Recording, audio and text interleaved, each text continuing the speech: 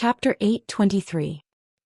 How could Princess Anchi not know that her life in the Dechu state would not be good in the future? But for her to give up on the southern Zhao kingdom was something she could not do no matter what. She had sacrificed too much for Mo Jingli. Not to mention other things, just these 10 years of her life was something that could not be made up for. If she left just like this, then what was the point of these 10 years of her life?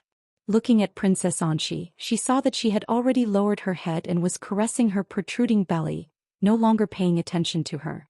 Princess Shixia knew that she could not persuade Princess Anchi, and could not help but cry, "Royal sister, you are so cruel." She turned and ran out. Princess Anchi stared blankly at her departing figure, and could only sigh helplessly. "Am I really too cruel?" As if talking to herself, Princess Anchi said lightly. Yili said softly, "You only did what you should have done.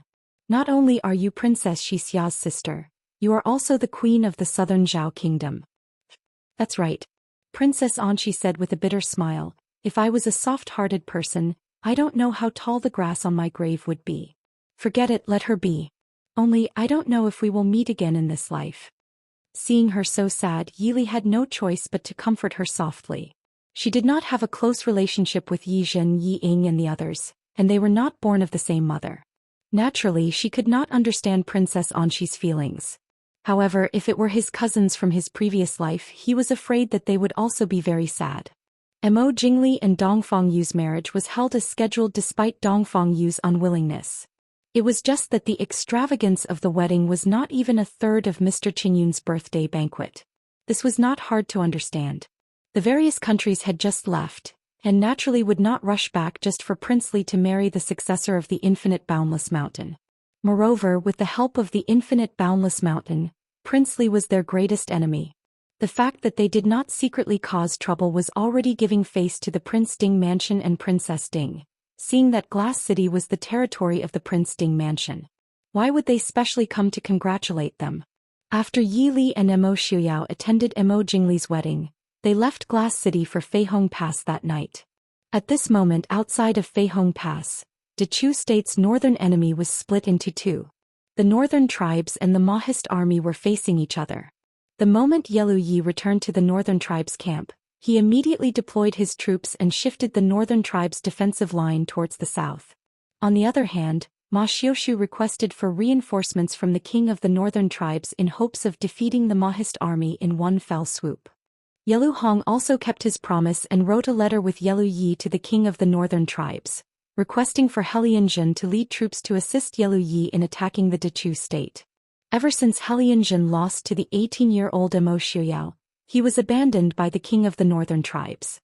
Although his situation had improved in recent years, the northern tribes had not been able to recover for many years because of his defeat. The king of the northern tribes looked down on his abilities and naturally did not put him in an important position.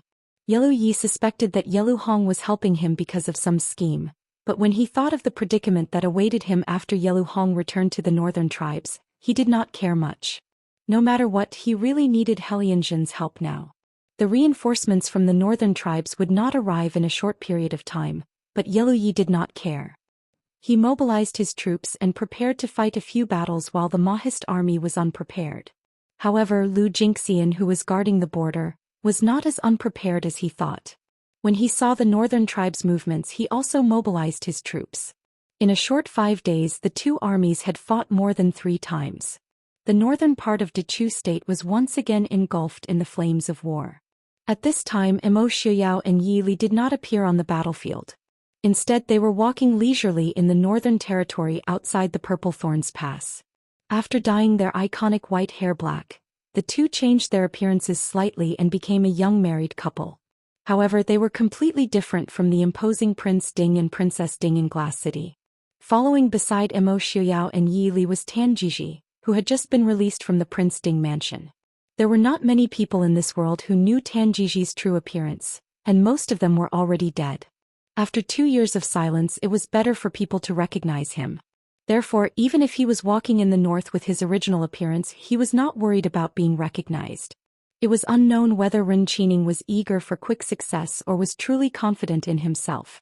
Ever since the Northern Army took down the Purple Thorns Pass, Ren Qining moved the capital of the northern region to the most prosperous city in the northeast of Dechu State, Chongqing City, which was only 300 li away from the Purple Thorns Pass.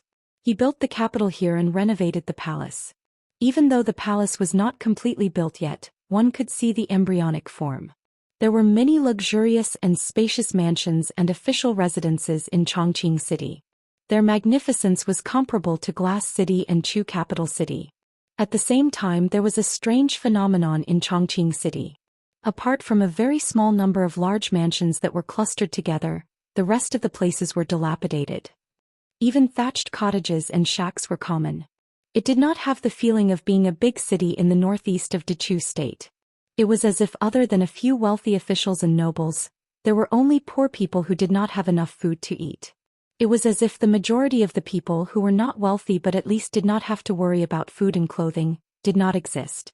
Not to mention Chongqing City, which was the capital. Even a small town in a remote area would not be so extreme.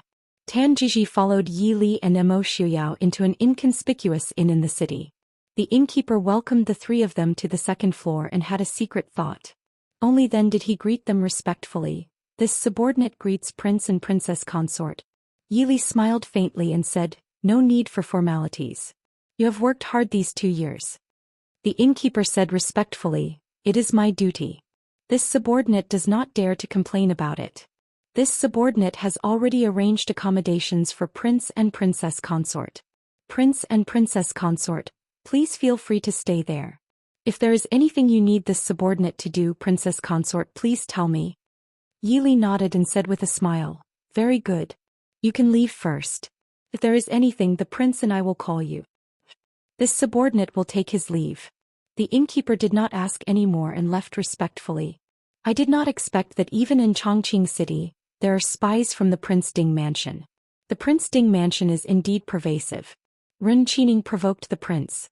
It is really heaven's will to kill him. Chongqing had only become the capital of the northern region a little more than a year ago. Looking at the situation in the city, it was clear that the first Qining must have eliminated the dissidents through iron-blooded means. Even so, the shopkeeper was still able to stay in the city so peacefully. He didn't even sound troubled or worried at all. It was clear that his management in the city must be very good. Not only Ren Qining, Tan Jiji could not help but feel a trace of depression. Could he really compete with such a person? Chapter 8:24. The innkeeper's arrangements were very appropriate. The three of them stayed in a secluded courtyard at the back of the inn. There was a door at the corner of another street in the small courtyard, allowing people to enter and exit without arousing suspicion. Mo Xiuyao's group rested for a night. The next morning, the innkeeper came to greet them again. Yi Li's group had just finished their breakfast. The innkeeper came in and greeted them before asking, "Is there anything wrong with this subordinate's preparations?" Yi Li smiled and waved her hand. "There aren't so many rules when we're outside. Prince and I are used to it. Young Master Tan?" Seeing that Yi Li had her own opinion, Tan Jiji could only smile bitterly and say, "Thank you for your concern, Princess. I'm fine." Even Prince Ding and Princess Ding didn't have any opinions. How could he, a prisoner who had just been released, have any opinions? Mo Xiuyao asked faintly, after Ren Qining returned, "Did anything happen in the northern region Imperial Palace?" The innkeeper's expression turned solemn and he said respectfully, "Reporting to Prince, ever since the northern region king returned to Chongqing, his temper seems to be very bad. As soon as he returned to the palace, he fiercely reprimanded the nobles of the northern region who opposed him. These days, the conflict between the nobles of the northern region Imperial Palace and the old officials of the previous dynasty who followed the northern region king became more and more intense. The northern region king even slapped Queen Helen's face several times for imperial concubine Yun. Now the situation in the palace is very tense. I'm afraid that the conflict between the nobles of the northern region and the old officials of the previous dynasty will erupt at any moment. It's already like this, yet Ren Qining still has the mood to send troops to attack Bauhinia Pass?" Yi Li asked curiously. As soon as they left the pass, they found that Ren Qining was also mobilizing troops to attack Bauhinia Pass again. It was clear that the alliance between Ren Qining and Yelu Yi still existed. The innkeeper shook his head and said, "Originally, when the northern region king returned to Chongqing, He had already ordered the troops to attack Bauhinia Pass. However, the nobles of the tribes in the northern region did not agree to send troops, so they had not set off yet. In the past 2 days, the king of the northern region attacked the leaders of 2 northern region tribes in the palace. I heard that he only managed to gather all the troops now. Although the northern region army had 1 million soldiers, most of them were from the Central Plains. However, the real main fighting force was still the people from the Northern Territory. The millions of Central Plains soldiers had been forcibly recruited over the past 2 years after they occupied the places other than the Purple Thorns Pass. Not only did these people not have a sense of belonging to the northern region, but they were also not good at marching and fighting. If Enchanting wanted to attack Redbud Pass, he would need the northern troops to pave the way. Yili smiled. This Enchanting is really... No wonder Dongfang Hui would abandon him and choose Mo Jingli. Entering the north as the prince consort of the northern region, using the strength of the northern region's people to build a country. Now that the power of the nation had not yet stabilized, he couldn't wait to ostracize the people of the northern region. At the same time, he wanted to use the people of the northern region to fight for him. Even if the people of the northern region were not good at scheming, they were not fools. How could there be such a good thing in the world if they wanted the horse to run but did not feed the horse? Mo Xiuyao said indifferently, I'm afraid that Enchanting had no choice. I have not seen those so-called old officials of the previous dynasty around him, but I can imagine what kind of people they are. After so many years, they suffered a lot with the orphans of the previous dynasty. Now that they have succeeded in reviving their country, how could they allow the barbarians of the northern region to overpower them? Naturally, they can't wait to get all the power in their hands. Reviving the country? Tan Jiji looked at Mo Xiuyao with a strange expression. Enchanting still had the title of the northern region, but he did not even dare to use Lin Yuan's name. How could this be considered a success? Mo Xiuyao looked at Tan Jiji with a half-smile and said, That's why I said. Master Tan is actually much luckier than Enchanting. Tan Jiji stared at him with an unfriendly expression. Mo Xiuyao didn't care and said lightly, Young Master Tan may think that you can do better than him if you were in Enchanting's position, but that's because you're not in his position. Therefore, young Master Tan couldn't understand how painful it was for a person to carry the expectations of the entire family and even the people around him for 200 years since he was born. At least, Dr. Lin has never told you that you have to revive your country, right? Master Tan, you can retreat, but Enchanting will never have a way out. You are not Enchanting, how do you know how painful it is for him? Tan Jiji said bluntly. Mo Xiuyao smiled faintly and shook his head without saying anything. He was not like Tan Jiji, who carried the mission of reviving his family for 200 years. But the descendants of the Mahist army were born with the mission of protecting the Dechu state, so he could understand Enchanting's feelings and predicament.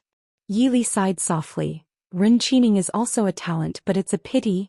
A person like Enchanting is not lacking in scheming and strategizing. If he didn't have those so-called old ministers of the previous dynasty, if he didn't have the responsibility of restoring the country, he could have achieved hegemony in the northern border country just by being the prince consort of the northern border country. He wouldn't have fallen into such a dilemma. But on the other hand, if he did not have those old officials who had assisted the Lin family for generations, Enchanting might not have such methods and scheming. How could victory, defeat, gain, and loss be clearly described with just a few words? Tan Jiji was silent. Although he did not want to admit it, he knew in his heart that he could not compare to Enchanting. No matter what, Enchanting could unify the tribes of the northern region and force the court of the Dechu state to move the capital to Jiangnan. But he had been busy for so many years without accomplishing anything. In the end, he even became Mo Xiuyao's prisoner. Since Enchanting is ready to send out his troops, we should hurry. Do you need me to see Queen Helan? Yili asked. Mo Xiuyao shook his head and said, Queen Helan is a smart person. She will come to see me when she knows we are coming. There is no need to rush. Tan Jiji was startled and shook his head with a bitter smile. Even Queen Helan is on your side? I really can't think of it. What reason does Enchanting have to not lose? Yili smiled faintly and said, Although Queen Helan is from the northern region, she is a rare intelligent woman. Her intelligence and ability are outstanding among women. Without a doubt, Yili admired Queen Helan very much. Compared to Princess Anxi, Queen Helan was more ruthless and decisive. She dared to bet her entire life on marrying Rinchining and did not hesitate to choose to cooperate with the Prince Ding mansion, which she was not familiar with at all. The saying of Central Plains women that a day as husband and wife means endless devotion for the rest of their lives was nothing to her. So when she schemed against her husband, she would not show any mercy. In comparison, Princess Anshi was much more soft-hearted toward her own family. Tan Jiji sighed and said, "There are many outstanding women in the world today. Princess Ding, Princess Anshi and that Queen Helan really make us men blush with shame." Yili smiled faintly and said, "Master Tan, you flatter me. How can Yili be compared to the Queen of Nanzhao and Queen Helan?" Tan Jiji shook his head and said, "I feel that Princess Ding is the smartest woman in the world. Whether it was Princess Anshi or Queen Helan, they might be able to rule the world in the end. Even the men in the world would have to bow down to them. However, all they could get was power. Although Yili was only the appointed queen consort in the eyes of the world, she would not become Prince Ding's vassal. Instead, she was someone who could stand shoulder to shoulder with Prince Ding. More importantly, not only did she obtain enviable power, but she also had a husband who truly loved her.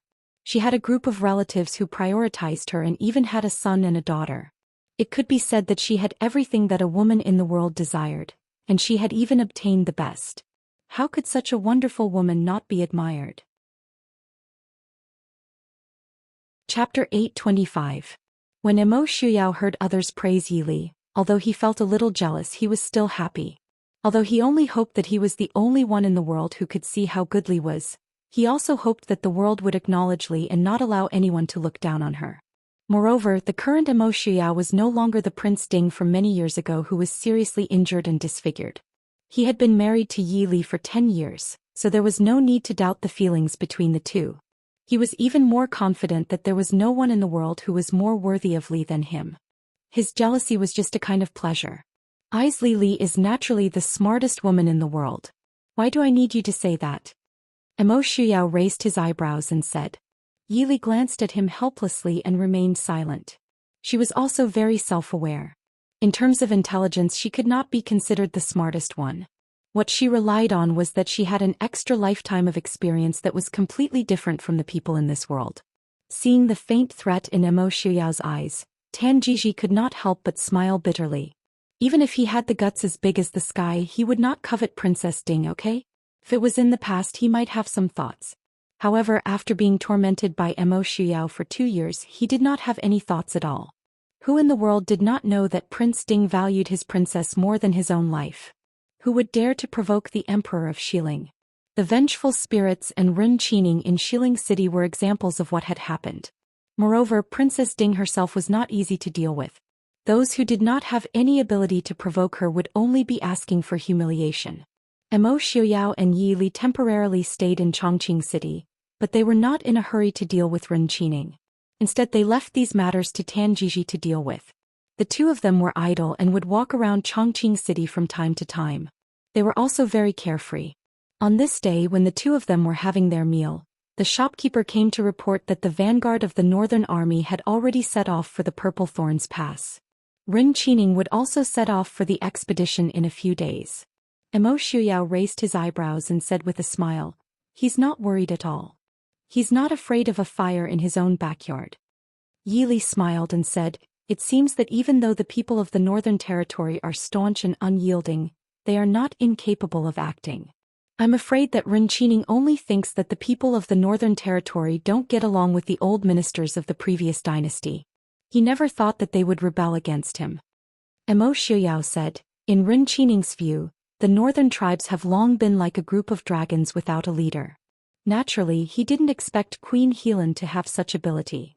Speaking of which, the people of the northern region have long been accustomed to each tribe's own governance. I'm afraid that even without Queen Helan's secret coordination, sooner or later they will rebel. Go.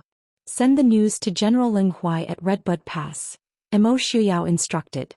Just as the shopkeeper was about to leave, a burst of noise came from downstairs. Seeing the two of them frowning, the shopkeeper hurriedly excused himself and went to check. Emo Shuyao suddenly smiled and said to Yi Li, "Li, let's go take a look too." The two of them went out of the wing room and looked down from the second floor. In the lobby downstairs, Several men from the Central Plains in luxurious clothes were confronting several men who were obviously from the Northern Territory. Those people from the Northern Territory were all strong and sturdy. With a scowl, one could tell that they were not ordinary people who could be provoked. However, although those people from the Central Plains looked like weak and fair scholars, their momentum was not inferior in the slightest, and their words were as sharp as knives when they confronted each other. The people of the Northern Territory were not good at arguing, so naturally, they were so angry that their faces turned red and their hair stood up. In a moment of anger, they were about to start a fight. Although those people from the Central Plains were weak, they were accompanied by many bodyguards who were highly skilled in martial arts. Even if they wanted to fight, they were not afraid. As expected, the two sides started to fight as soon as they disagreed. The shopkeeper seemed to be used to this situation and hurriedly went up to persuade them with an anxious face. After he was pushed away, he hid behind the counter and stopped talking. In less than half a cup of tea's time, the lobby of the inn was in tatters and the floor was a mess. These people were so engrossed in the fight that no one even noticed Yi Li and Mo Shuyao coming down from upstairs. At the counter, the shopkeeper saw the two of them coming down and hurriedly went up to invite them to a more remote corner where they could not fight. Mo Shuyao looked curiously at the center of the lobby where the fight was still ongoing. He asked with a smile, "You don't seem to be in a hurry at all?" The shopkeeper touched his forehead and said with a wry smile, "In Chongqing City, there's not a day when there's not a fight. This is already the third time this month that this humble store of mine has been here. If it's a brothel, there's no need to talk about it. As long as the two sides meet, there's no way there won't be a fight." Speaking of which, this inn was a hidden post set up by the Prince Ding mansion. It would be good if it could make money, but it didn't matter if it lost money. If it was really an inn run by ordinary people, they would have packed up and left long ago. Nowadays, the so-called Northern Region King's city was very desolate. Other than those old officials of the previous dynasty and the nobles of the tribes in the northern region, the ordinary people were very poor. There were not many shops in the entire Chongqing city, so the shopkeeper's inn, which was not very luxurious, was often in trouble. Yi Li frowned and said, "Is there no one to take care of it?" The shopkeeper shook his head and sighed, "Who can take care of it? Those who dare to fight in the city are the nobles in the court. The leader of the northern region people is the youngest son of the leader of the former second largest tribe in the northern region. He can be considered Queen Helen's cousin. Those people from the Central Plains are the illegitimate sons of the Prime Minister conferred by the Northern Region King and the younger brother of Imperial concubine Yun." Mo Shuyao rubbed his chin and said thoughtfully, "They are really extraordinary people." As he said this, the people who were fighting gradually moved over. One of the men from the Central Plains was punched by a man from the Northern Region, and he just happened to be smashed in front of Yi Li. Mo Shuyao snorted softly and waved his sleeve. The man's body stopped and fell to the side. However, after the man got up, he didn't rush to settle the score with the man who beat him up. Instead, his gaze fell on Yi Li's body. However, he was stunned for a moment. His eyes, which were clouded by alcohol, revealed a hint of lust. Although Yi Li had changed her appearance, she was still graceful and elegant. Although the young man was the son of a high-ranking official under Ren Qining, he had only seen tall and beautiful women in the northern region for many years. After returning to Dechu State, Chongqing City was poor, but he had never seen a woman with such an outstanding temperament like Yi Li. Even Imperial concubine Yun, who was the most favored in the palace, could not compare. At that moment he did not care that he was still fighting with the man from the northern region. He looked at Yi Li's beautiful face with a lustful expression and said with a smile, "How should I address you, miss?" Yi Li was slightly stunned and could not help but find it funny. She had encountered many things over the years. However, it was the first time that she had been molested in public like this. She could not help but smile and said, "How should I address you, sir?" Seeing that Yi Li wasn't the slightest bit shy like other girls, the man couldn't help but be overjoyed. "This young master is the son of the current Prime Minister. Miss, why don't you follow this young master to the Prime Minister's residence for a short period of time? It's better than wronging you in this shabby inn." The man glanced at Mo Shuyao, who was standing beside Yi Li, and revealed a contemptuous smile. The innkeeper at the side shrank back without a trace. The son of the Prime Minister had been domineering in Chongqing City for more than a year. This time he ran into the prince and was really looking for death. Chapter 8:26. On the other side, the people from the northern region who were fighting enthusiastically saw that their opponent had gone to the side to flirt with a girl. They couldn't help but be furious. "Coward, if you have the guts, fight with me for another 300 rounds. I won't argue with you northern region barbarians today," the Prime Minister's son said arrogantly. He could fight with the people from the northern region every day, but it was not every day that he could meet a beauty like this. Although the people from the northern region were not scheming and did not like to beat around the bush, their martial arts skills were much better than the sickly scholar's sons. Their eyesight was also much better in this aspect. They could tell at a glance that the two men were not to be trifled with. Therefore they were not in a hurry to fight. They stopped fighting and stood aside to watch the show. Seeing that the people from the northern region had stopped fighting, the Prime Minister's son became more and more proud. Looking at the beauty in front of him smiling faintly and elegantly, the Prime Minister's son could not help but feel an itch in his heart. He reached out to take Yi Li's hand, but unexpectedly, a hand reached out from the side and grabbed his wrist. The Prime Minister's son was stunned. He raised his head and looked at Emo Shuyao, who had been standing silently at the side. He said, "Who are you? Let go of me." Emo Shuyao's lips curled into an extremely cold smile. He exerted a little force and the Prime Minister's son screamed like a pig being slaughtered. It also startled the onlookers who were watching the commotion from the side. "Bastard! Do you know who I am?" The Prime Minister's son's face was pale and he was sweating profusely. The man in green had only lightly gripped his hand and his hand. He could clearly feel that the bones in his hand had been broken. Even if Hua Tuo was alive he would not be able to do anything. "I know, Prime Minister's son." Emo Shuyao smiled faintly and gave the innkeeper a look. The innkeeper immediately understood. With a wave of his hand, the waiter who had been hiding in the corner and trembling had already nimbly closed the door of the inn. Speaking of which, it was strange that Chongqing City was too desolate. If such a big thing happened in other cities, there would be many passers-by. However, the common people in this city did not even have enough to eat and wear, so how could they afford to stay in inns and restaurants? This inn was located near the residences of the nobles in the city. Usually there were very few pedestrians. Even if there were, they would have run away when they saw these nobles fighting. At this moment such a group of people had been locked outside the inn, but no one had noticed. Occasionally, some passers-by would think that the shopkeeper had something to do and closed the shop. "What are you trying to do?"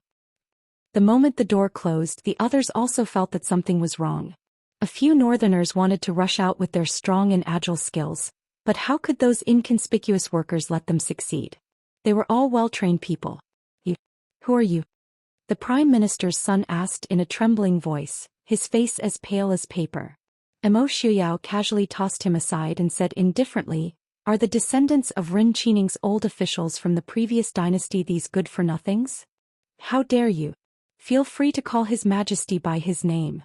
Emo Shuyao laughed disdainfully. "So what if I call him by his name? I even killed his entire family." At this moment the expressions of everyone present changed. Emo Shuyao had already spoken like this, so how could they not be aware of his identity? "You're Prince Ding." These years, Emo Shuyao's reputation was not very good. It was no wonder that these people were so scared. Yi Li smiled faintly and said, "You don't have to be afraid. We won't casually kill people." "You're Princess Ding?" the Prime Minister's son asked in a trembling voice. Yi Li smiled sweetly. "I am indeed Yi Li, Prince Ding, Princess Ding. We didn't offend the two of you." The northerners looked at each other, and the leader of the group stepped forward and said carefully. Even if the northerners were barbarians, they were still afraid of death. Even they had long heard of Emo Shuyao reputation, which was comparable to a killing god. Yi Li smiled and said, "Is this young Master Queen Helan's cousin? Please inform Queen Helan that an old friend wishes to see her." This young man was also the son of the chief of the northerners. Naturally, he was somewhat shrewd and knew many things. When he heard Yi Li's words, his expression changed slightly. He nodded and said, "This one will definitely do so. May I ask if we can leave now?" Yi Li nodded, "Please go ahead." Seeing that the northerners had indeed left safely, the noblemen from the Central Plains hesitated for a moment. They also stepped forward and tried to negotiate with Emo Shuyao and Yi Li. Princess, Yi Li said, "I'm afraid I'll have to ask you to wait here for a while."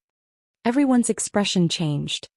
Princess Ding, no matter how powerful you are, this is still the Northerners' territory. Emo Shuyao sneered, I want to detain you. What are you going to do about it? The person who spoke withered. If Prince Ding wanted to detain them, what could they do? Aren't you afraid that the imperial court will come looking for you? Isn't Rin Qining busy preparing for an expedition right now? Does he have the time to look for a few hedonistic sons who have gone missing? The alliance between Rin Qining and Yelu Yi was of utmost importance to the Northerners. Even if something serious happened, it wouldn't affect Rin Qining's deployment of troops, let alone a few ignorant and incompetent people who had gone missing. My father will definitely send someone to save me. The Prime Minister's son trembled. The pain in his wrist caused his face to twist. Mo Shuyao smiled. Your father doesn't need to save you. I will have someone send you back. Someone come take him to Tanjiji. He knows what to do. As for the others, lock them up first. This subordinate obeys. The innkeeper stepped forward, picked up the Prime Minister's son, and took him to the rear courtyard. The other people were also taken away one after another, and the messy inn suddenly became quiet and silent. Yi Li smiled at Emo Shuyao and said, You plan to use these people to incite conflict between the Northerners and the old officials of the previous dynasty. Will it work? Emo Shuyao's smile was cold. We'll know if it works after we try. Chapter 827. Queen Helan came to visit on the second day after Rin Qining set out. Emo Shuyao and Yi Li had already left the inn and were living in an ordinary courtyard in the city. Although quite a few children of nobles had gone missing, they did not know how Tanjiji did it. These nobles all had the same goal and did not report this suspicious matter to Rin Qining. Therefore Rin Qining did not know what kind of changes had happened in his palace. Complacently he led his army to attack Xijing Pass. Although the north had not been established for a long time, the nobles in the court, especially the old officials of the previous dynasty, had long lost the fighting spirit to establish a country. They had waited for too long. It was so long that if Rin Qining's generation could not do it, they would very likely give up on this illusory and ethereal dream of becoming a rich country. Therefore, although they were still far from achieving the goal of becoming a rich country that their ancestors had envisioned, they had already established a large country. In their view, as long as they chased away or killed those people from the north, they would have succeeded. Therefore they had worked hard for too long. Now it was naturally time for them to enjoy it. Now, in the eyes of these old officials of the previous dynasty, the so-called important matters of the court were far less important than their own matters. They had obtained gold, silver and jewelry, land and mansions, their beautiful wives and concubines and their children and grandchildren. They had worked hard for so many generations for the Lin family. Now it was naturally time for them to reap the rewards. Therefore no one felt that the matter of their son being kidnapped was very strange, or that some kind of power might have infiltrated Chongqing City. They only knew that they had to save their children and grandchildren. They could not let the kidnappers kill their children and grandchildren.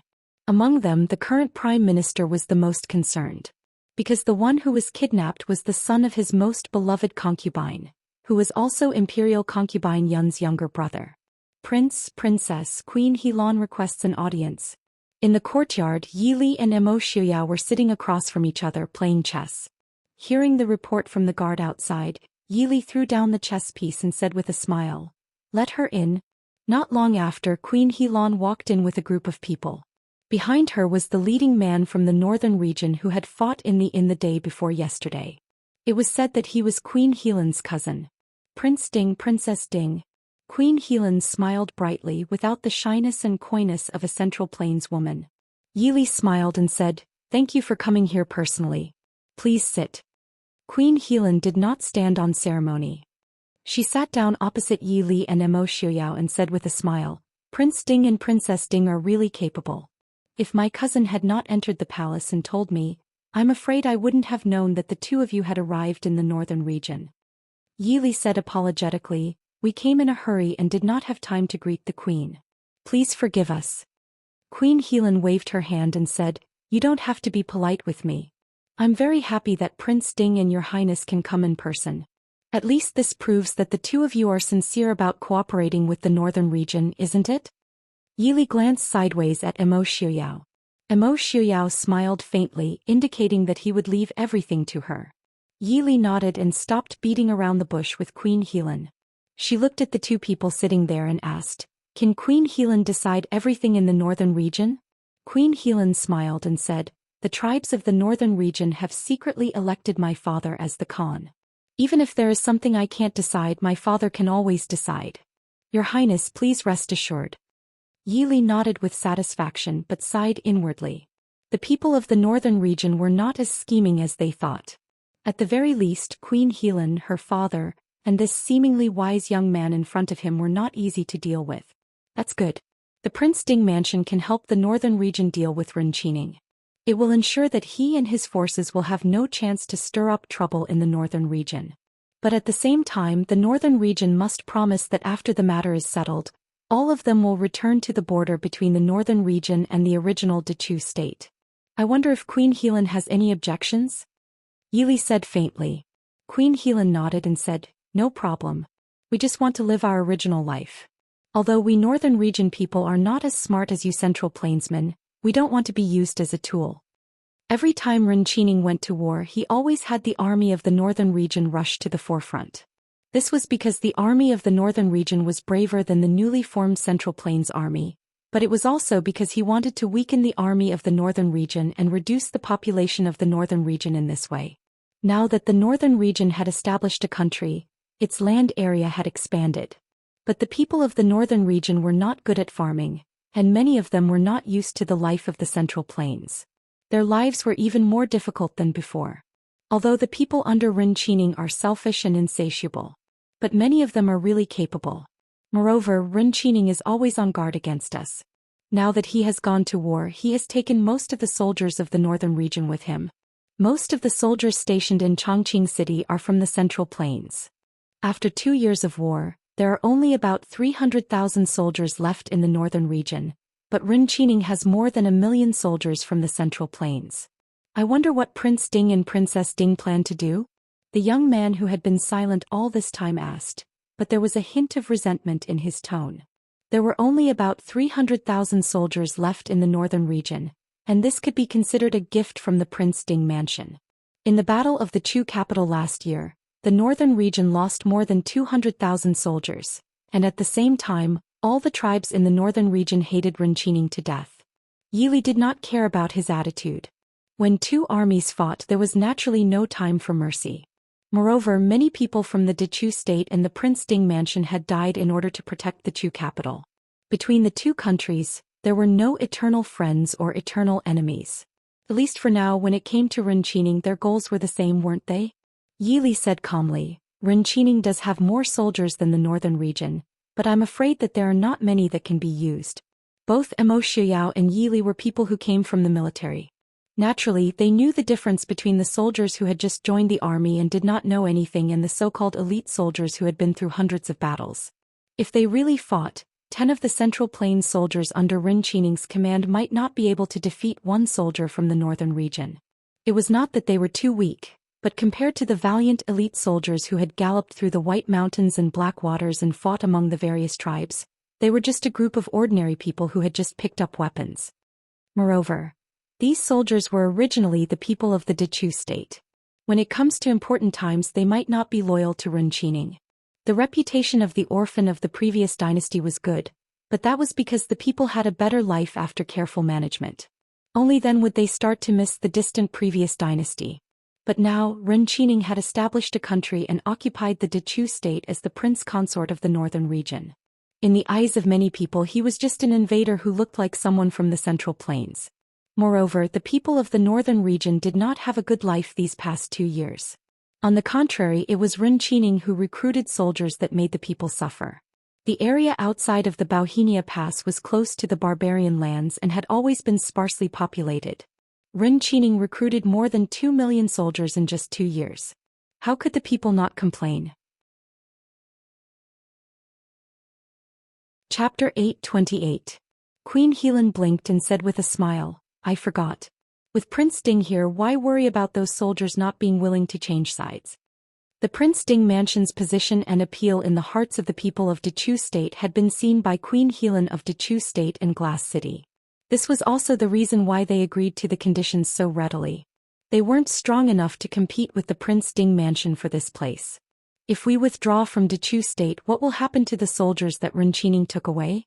The young man asked with a frown. Yili and Emo Shuyao looked at each other. Emo Shuyao said indifferently, "Isn't this a problem you should consider?" The young man's face darkened. So many people are just going to be used as cannon fodder by Ren Qining? Those are the bravest men of the north. Emo Shuyao said leisurely, "Did I ask you to agree to Ren Qining's dispatch of troops? You gave I trouble and you still expect I to help you withdraw your troops?" When he thought of the soldiers surrounding Bauhinia Pass, Emo Shuyao was also a little unhappy. Queen Helan pulled on her hot-tempered cousin and smiled apologetically at Yili. "Prince Ding, Princess, we can't do anything. Ren Qining is determined to go to war. Unless we immediately fall out with him, what else can we do? We've already tried our best to delay him." Yili smiled slightly and pulled on Emo Shuyao's sleeve from behind. She shook her head slightly. Emo Shuyao put away his unhappy expression and didn't say anything else. Yili thought for a moment and said, "It's not impossible to make him withdraw his troops. However, I don't have the slightest confidence in how many can be withdrawn. We can only plan slowly." Queen Helan said happily, "I've long heard that Princess is resourceful. Today I see that it's true. Princess is straightforward and we, the people of the north, are not stingy. As long as Princess Consort is willing to help us bring back our soldiers from the northern region. Helan is willing to tell you all the secret forces under Ren Qining. The Lin family can hide in Dechu State for 200 years and have such a huge force. Prince Ding and Princess don't want them to make a comeback after a few decades, right?" Yili looked at Helan with some surprise.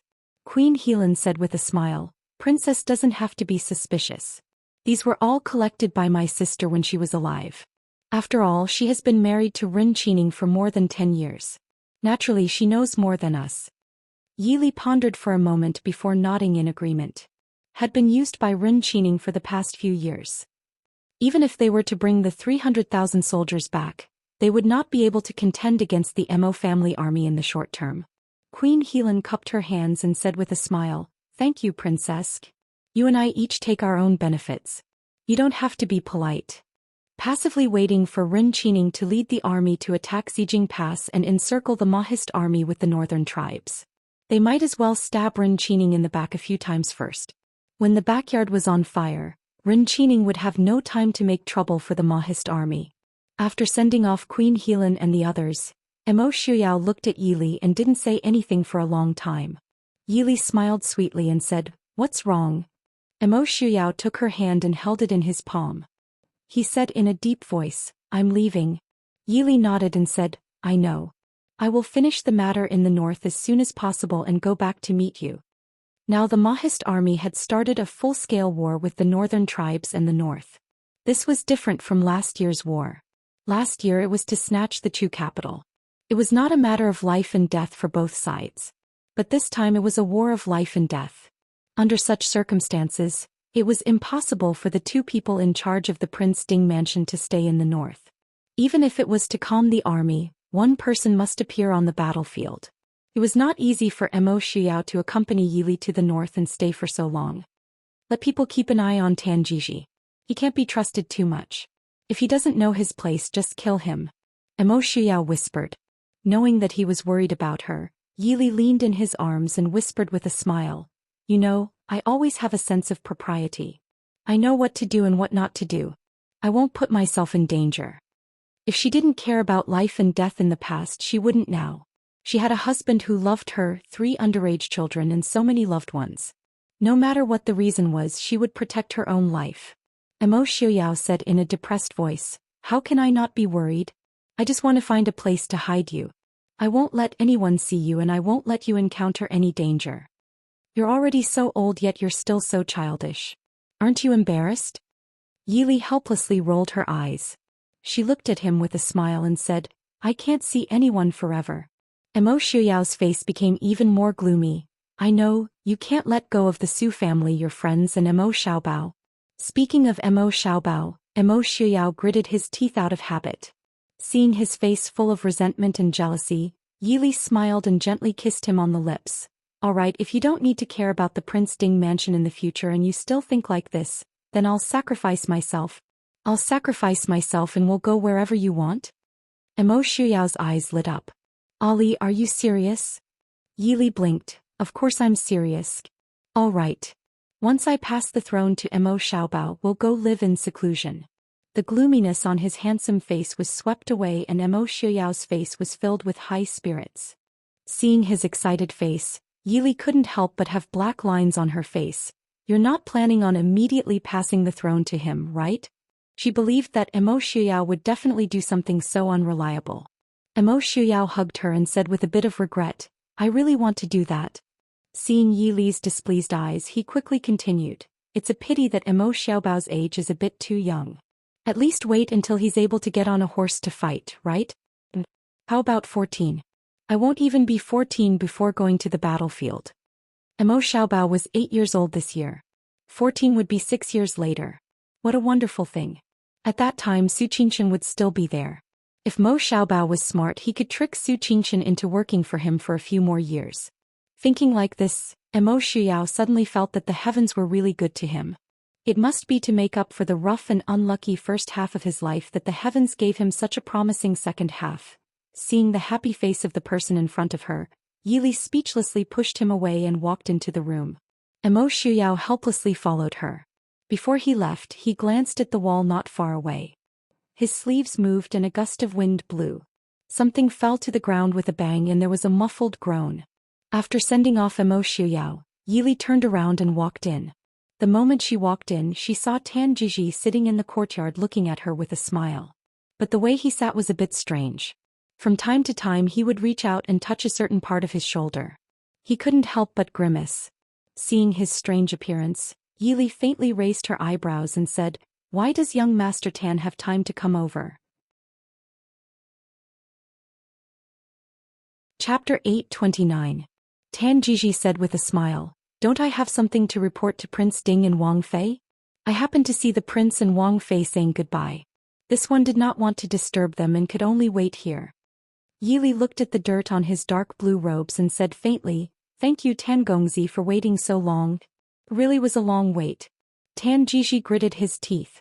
Seeing Yili sit down in front of him, he couldn't help but raise an eyebrow as he said with a smile, Prince Ding is really not worried about leaving Wang Fei alone in the north? Yili's fingertips flashed with silver light. With a whoosh, it flew past Tan Jiji's face and nailed to the tree behind him. Ignoring his teasing, Yili gave a faint smile and said, Tan Gongzi, do you want to try and see why Prince is not worried about leaving me alone?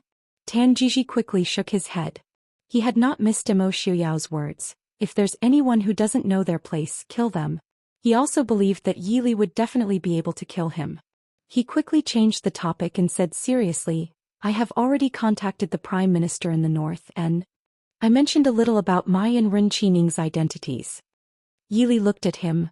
Why would he believe that you are real and Ren Qining is fake? When Lin Yuan was born, the Lin family had experienced a great change. Several family members had taken the young master of the Lin family Lin Yuan and fled. Ren Qining had only been found by the retainers of the Lin family when she was almost 10 years old. Tan Jiji shook his head and said, He did not believe me and does not need to. The previous dynasty has been gone for more than 200 years. Wang Fei, do you really think that it is important whether the orphan of the previous dynasty is real or fake? Those people just... Some can't forget the glory of the previous dynasty and their family, and some have no way out. Even if they did not find Ren Qining, there would still be Zhang Qining and Li Qining. They just need to believe that I can give them more than Ren Qining can give them. I'm afraid that will be somewhat difficult. Yili rubbed her forehead as she pondered. Even if Ren Qining was now in trouble, no matter how one looked at it, Ren Qining was still more successful than Tan Jiji and could bring more benefits to others. After all, Ren Qining had the northern border country, while Tan Jiji had nothing. If they gave up on Ren Qining, it meant that those people would have to struggle for another few decades. Would they, who had already begun to enjoy life, be willing to do so? Tan Jiji said with a faint smile, It's indeed very difficult. However, it wasn't impossible. These old officials of the previous dynasty also had conflicts with Ren Qining. These people wanted to chase the people from the northern region away as soon as possible or kill them all. That way, they would be able to enjoy the fruits of their victory without having to share it equally with the northerners. But Ren Qining was more likely to use the people of the northern region to fight for him. However, the people of the northern region were no fools. If he wanted the people of the northern region to continue working for him, he would not allow Queen Helan to give birth to an imperial heir and make him the crown prince. And it just so happened that those old antiques couldn't tolerate it. This time, Ren Qining brought Queen Helan and imperial concubine Yun back to the palace for less than 2 days before imperial concubine Yun miscarried. The prime minister's manor believed that it was done by the people of the northern region and wanted Ren Qining to severely punish Queen Helan. However, Ren Qining was in a hurry to send troops to attack Xijing Pass and suppressed the matter. What's the truth of the matter? Yili raised her eyebrows and asked. Tan Jiji said, it's possible that it really was done by the people of the northern region. After all, the people of the northern region would definitely not allow Sir Imperial Concubine Yun to give birth to a prince of the Central Plains. However, it's also possible that Imperial Concubine Yun was tired from the journey and really had an accidental miscarriage. However, who would care about this kind of thing? The people of the Central Plains only wanted to use this matter to denounce the people of the northern region. Regardless of whether it was done by the people of the northern region or not, at least they were happy to see it. As for Ren Qining, he could only keep the peace for the time being. So the prime minister is dissatisfied with Ren Qining? Yili asked. Tan Jiji said with a smile, it's nothing much. In the eyes of those people, the country has already been decided. As for who becomes the emperor, it doesn't matter.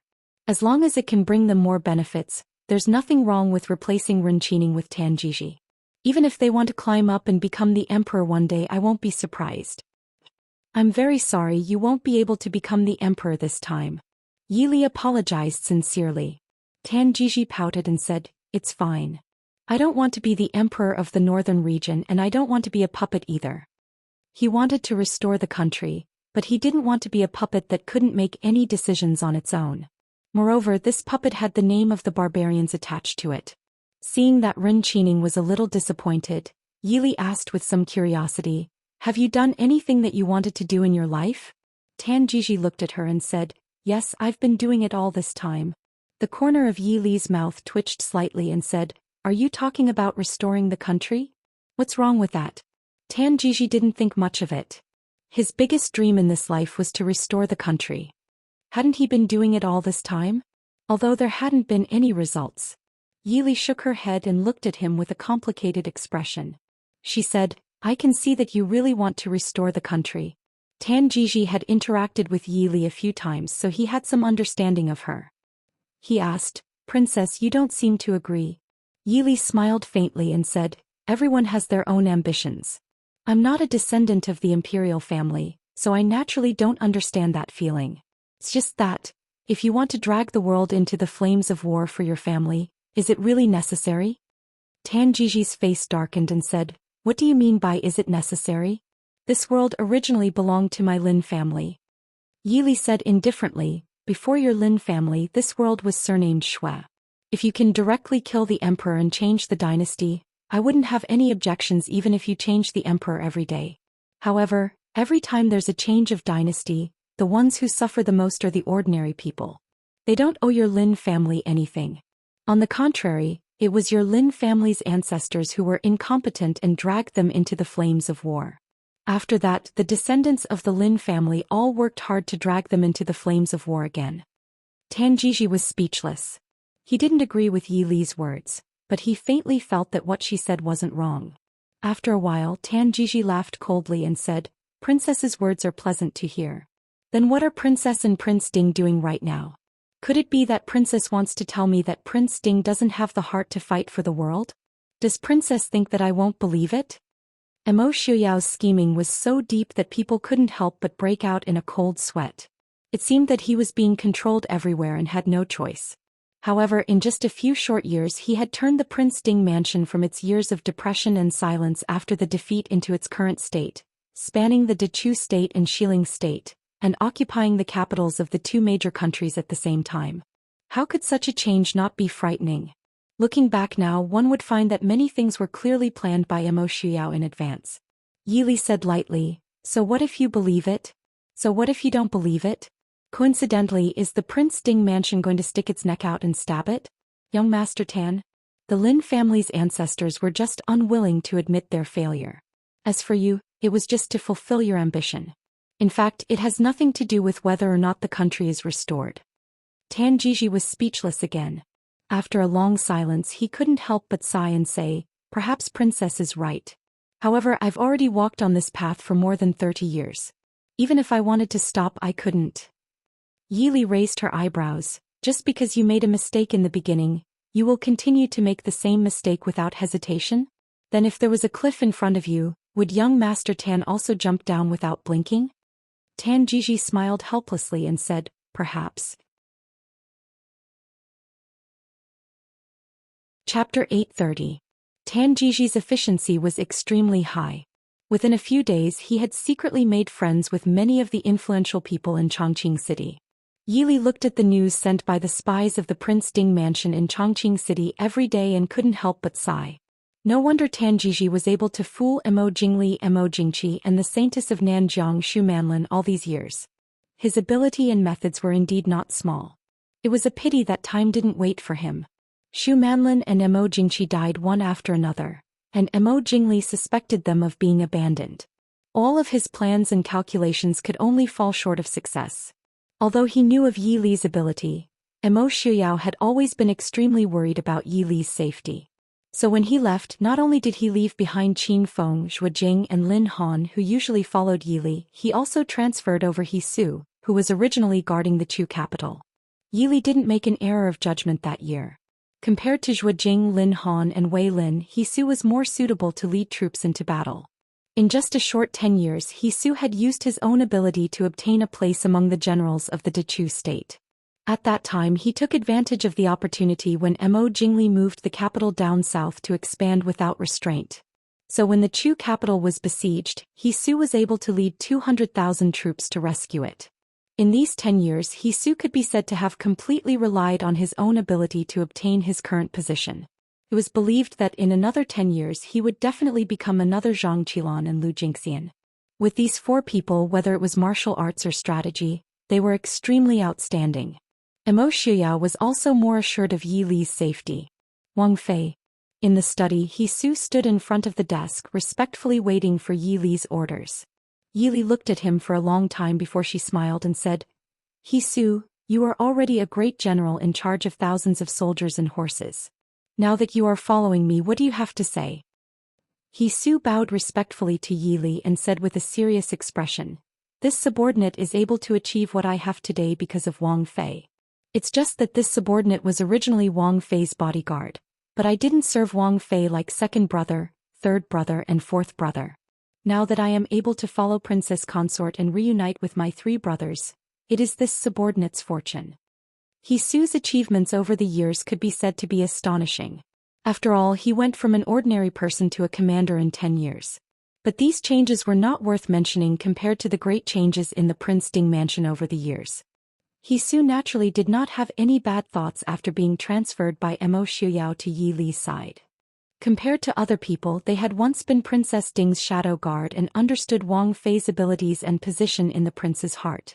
To be able to follow Wang Fei was a fortune that others could not ask for. Yi Li smiled faintly and said, that's good. The reason the prince transferred you back to my side is because I really do need someone to lead soldiers into battle. It's not because I want to take away your military power. When I sent you to the army, it proves that I feel you are suitable for the army. In these years you have not disappointed me. After this matter you will go back to lead soldiers. I hope you understand. Yi Li did not feel that everyone in the world should be unconditionally loyal to her without complaint or regret. It was said that a fine bird chose a tree to nest in. Transferring a great general to be a guard was a waste of talent, and it was too presumptuous of her to want him to have no complaints. Even if He Su did not feel wronged, Yi Li felt that she should make things clear to him to avoid any misunderstandings that would make everyone unhappy. This subordinate understands. Many thanks, Princess Consort. He Su was truly grateful to Yi Li from the bottom of his heart. He had originally been a shadow guard of the Prince Ding mansion. If not for Yi Li, even if he was trusted by his master, he would not have become a general. And he found that Wang Fei's original view was not wrong. Compared to being a guard, he preferred to kill on the battlefield. Yi Li nodded and said, take my token to find Queen Helan. She will find a way to arrange for you to enter the army in the north. When the time comes you will know what to do. Hisu only thought for a moment and then understood Yi Li's thoughts. He frowned slightly and said, Princess Consort wants to incite the Central Plains soldiers in the army in the north to rebel? Yi Li smiled and nodded. Yes. Also, we only have 1.5 months at most. Therefore your mission is somewhat difficult. Is there a problem? Hisu thought for a while before saying, the army in the north has only occupied Dechu state for 2 years, but they have recruited large amounts of soldiers to the point that the people have no way to make a living. This subordinate thought that the middle and lower level generals of the Central Plains soldiers would not have any loyalty to the north. If we add on the reputation of the Prince Ding mansion, it should not be hard to convince them. Hearing him say this, Yi Li nodded in satisfaction. She picked up a file from the side and said, this is a list of the generals in the north who did not go with Renqining and their backgrounds. Take it and do as you see fit. You can tell them that as long as they pledge allegiance to the Prince Ding mansion, this consort will not pursue the matter of them following Renqining to attack the Chu capital. Their military ranks and positions will remain unchanged. If they perform meritorious deeds, the Prince Ding mansion will not be reluctant to reward them. Hisu was also delighted. If these Central Plains soldiers said that they were loyal to Renqining, it would be a joke. But their biggest worry was that they had followed Renqining to attack the Dechu state. They were afraid that the Mahist army would settle accounts with them after the battle. Now that they had Princess Ding's personal promise, they naturally had no worries. After all, compared to Renqining, anyone would think that choosing the Prince Ding mansion was more reliable. Putting away the file, Hisu said respectfully, this subordinate understands. This subordinate will leave now. Go. I will send Lin Han and Qi Lin to secretly assist you. If necessary, we can use extreme measures. After all, we are in a hurry. Yes. Chongqing City. On the surface, there seemed to be no difference from usual. But in many places, there were already turbulent undercurrents surging in secret. However, no one knew that all these changes came from the quiet and graceful woman in this seemingly ordinary little courtyard in the city. In the Prime Minister's manner, the current Prime Minister of the Northern Territories looked somewhat doubtfully at the few people before him. Finally, his gaze fell on the white-clothed girl beside Tan Jiji, his gaze flickering. Young Master Tan, this lady is? Without waiting for Tan Jiji to speak, that white-clothed girl said mildly, Prime Minister Yun, this little girl's surname is Dongfang. Dongfang? Infinite Boundless Mountain? That's impossible. The Prime Minister stood up in shock, staring at that white-clothed girl. Beside him, Tan Jiji's mouth twitched uncontrollably. Looking at the Prime Minister, he said with a straight face, why is it impossible? The Prime Minister said, young Master Tan is trying to fool this old man. Infinite Boundless Mountain has long since sided with King Li. How can this lady be a descendant of Infinite Boundless Mountain? Could it be that young Master Tan thinks that my northern territories are so remote that we don't know anything? Tan Jiji shrugged, looking at the girl sitting opposite him. The white-clothed girl laughed coldly, saying mildly, who said that Infinite Boundless Mountain can only have one descendant? Moreover, Dongfang Yu's reputation in Glass City has long since been completely destroyed. How can she still be a descendant of Infinite Boundless Mountain? While he had always been in Chongqing City, the Prime Minister still knew what he should know. Naturally, he also knew what Yi Li meant by completely destroyed reputation. His brows furrowed as he thought, could it be that Infinite Boundless Mountain is planning to hide behind the scenes? Chapter 831. Looking at the frowning, serious old man before him, Tan Jiji shook his head inwardly. Luckily, he had no intention of cooperating with this old man. Otherwise, how could a person whose imagination would be so happy with just a casual sentence be reliable? The Prime Minister was silent for a while before looking at the two of them, asking, Miss, why should I believe that you are a descendant of Infinite Boundless Mountain? The white-clothed girl asked mildly. Infinite Boundless Mountain's descendants usually don't need the so-called official seal as proof. How does Minister Yun want me to prove it? I heard that Infinite Boundless Mountain's descendants are proficient in the 4 arts. The 4 arts: poetry, singing and dancing, astrology, medicine and divination. I wonder if Miss is able to treat little fool? When Tan Jiji had sent that young master of the Prime Minister's manor back, he had already fallen unconscious. The Prime Minister could do anything, but even the famous doctors of the city had not been able to treat him. It was not that he had not suspected Tanjiji, but afterwards he had sent people to investigate. His son had indeed been harmed by those northern barbarians, and the poison his son had been inflicted with was said to be a secret medicine of the north that had almost been lost. The white-clothed girl said mildly, "I already know of the poison that your son has been inflicted with. To be honest, I am indeed unable to treat it now. However, Infinite Boundless Mountain has a 1,000-year-old blood mushroom that can treat this poison. After young Master Tan told me, I have already sent people back to retrieve it." That Prime Minister was also not an easy person to fool, but he was a classic example of not letting go until he saw the rabbit. This old man has indeed heard that Infinite Boundless Mountain has a 1,000-year-old blood mushroom. Since that is the case, this old man will wait for Mrs. Medicine. His meaning was that he should believe her identity, and wait until he saw the 1,000-year-old blood mushroom. The white-clothed girl did not mind, nodding, "That is also good. It will take at most 1.5 months to go to Infinite Boundless Mountain and return. I also hope that Minister Yun can keep his word. Otherwise, the price of playing with my Infinite Boundless Mountain." With a cracking sound, the teacup in that slender, jade-like hand had already turned into dust. The white-clothed girl stood up and said to Tanjiji, "Young Master Tan, since Minister Yun does not wish to talk now, let's go. You and I will go back first. It won't be too late to talk after the 1,000-year-old blood mushroom arrives. Young Master has already waited for so many years. A few more days won't matter." Tanjiji smiled, "Mrs. Wright. Please." The Prime Minister saw that Tanjiji's smile contained a trace of respect and caution, and his confidence in the white-clothed woman's identity increased by 2 points. Thinking about it again, there was no need for Tanjiji to lie to him. Before this Miss Dongfang had appeared, he had already planned to cooperate with Tanjiji. Thus, the existence of the Infinite Boundless Mountain was not the most important thing. Thinking of this, the Prime Minister hurriedly said, "Young Master Tan, Miss Dongfang, please wait. We still need to have a good talk." The two of them turned around and looked at the old man without any surprise. The Prime Minister sighed and said, "Young Master Tan, Miss Dongfang, please take a seat. Let's have a good talk." It was not that he did not want to whet Tanjiji's appetite, so that it would be easier for him to state his conditions. It was just that they couldn't afford to wait. Rin Qining was indecisive and reluctant to take action against the people of the northern region to restore the orthodoxy of the Central Plains, but the people of the northern region kept pressuring them.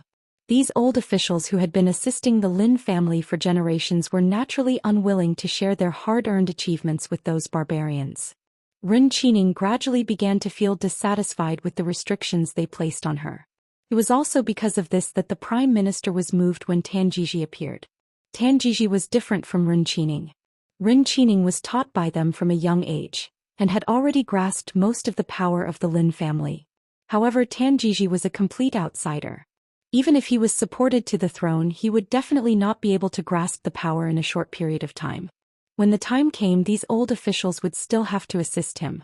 More importantly, Tanjiji had no relationship with the people of the northern region, nor did he have any so-called kindness. Naturally, he would not hesitate to take action against the people of the northern region. The two of them sat down again. Yi Li smiled indifferently and said, "Since the Prime Minister wants to talk, we will naturally accompany him. What does the Prime Minister want to say?" The Prime Minister frowned slightly and looked at the two of them and said, "If we agree to help young Master Tan ascend to the throne, what can young Master Tan promise us old officials? You must know that even if we do nothing now, we can still enjoy glory, splendor, and wealth." Glory, splendor, and wealth? The white-clothed girl smiled coldly, a trace of disdain flashing across her beautiful face. Everywhere the northern region goes, there is no place where the people do not have a livelihood. In terms of prosperity, this so-called northern region royal city cannot compare to the Chu capital, which has just experienced the flames of war. Such glory and wealth, even the Prime Minister thinks that it is not bad. It seems that the previous dynasty has indeed been dead for too long, such that the nobles of the previous dynasty have long forgotten their former glory. They only want to occupy a small place and live in peace. If that is the case, young Master Tan and this lady have come to the wrong place. Lady Dongfang, being mocked so mercilessly by the white-clothed girl, Prime Minister Yun's face also turned a little ugly. However, he had to admit that her words were not false. Chongqing City was not even comparable to some of the larger cities in the Central Plains, let alone the Chu capital emperor of Shiling's City and Glass City. Looking at Prime Minister Yun, the white-clothed girl said rather proudly, "As long as Prime Minister Yun fulfills your promise, Infinite Boundless Mountain will naturally assist the northern region in restoring its economy and livelihood. Also, Infinite Boundless Mountain can also secretly persuade Mo Jingli and Genom of Gojoseon to work together to deal with the Prince Ding Mansion. At that time, the Prince Ding Mansion will naturally not be a difficult matter. Conquering the Chu capital will naturally be a matter of time." Hearing her words, the Prime Minister could not help but feel pleased as he looked deeply at that white-clothed girl, before looking at Tan Jiji. From what this old man knows, the successors of Infinite Boundless Mountain in the past have all been married off to someone of lower status. If that is the case in the future. Tan Jiji's expression changed slightly as he hurriedly said, "Prime Minister need not worry. If this matter really succeeds, the future queen will definitely come from the Yun family." The Prime Minister clearly did not believe it. After all, they were all clear on Infinite Boundless Mountain's reputation and habits. The white-clothed girl smiled sweetly. "Prime Minister need not doubt it. Infinite Boundless Mountain originally did not intend to interfere in these matters this time. It is just that the Prince Ding Mansion has humiliated Infinite Boundless Mountain too much in Glass City. If we are unable to retaliate, the world will even look down on Infinite Boundless Mountain. Once this matter succeeds, this lady will return to the mountain and no longer concern herself with worldly affairs." "So that is how it is." The Prime Minister relaxed slightly, smiling. The white-clothed girl nodded, smiling. "Since both of us are satisfied with our conditions, I will have to trouble Prime Minister Yun. Of course, Infinite Boundless Mountain and young Master Tan will also help in secret. I believe that the day when Prime Minister Yun officially becomes the king's father-in-law will also be just around the corner." These words struck the Prime Minister's heart as he chuckled. "Many thanks for Lady's auspicious words." Seeing Lady act like this old man finally believes that Lady is truly a descendant of Infinite Boundless Mountain. Lady is so outstanding amongst women. In this world, only that princess consort of the Ding Kingdom would be able to match you. The white-clothed girl smiled mildly before taking her leave of Tan Jiji. Exiting the Prime Minister's manor, Tan Jiji's expression instantly turned ugly.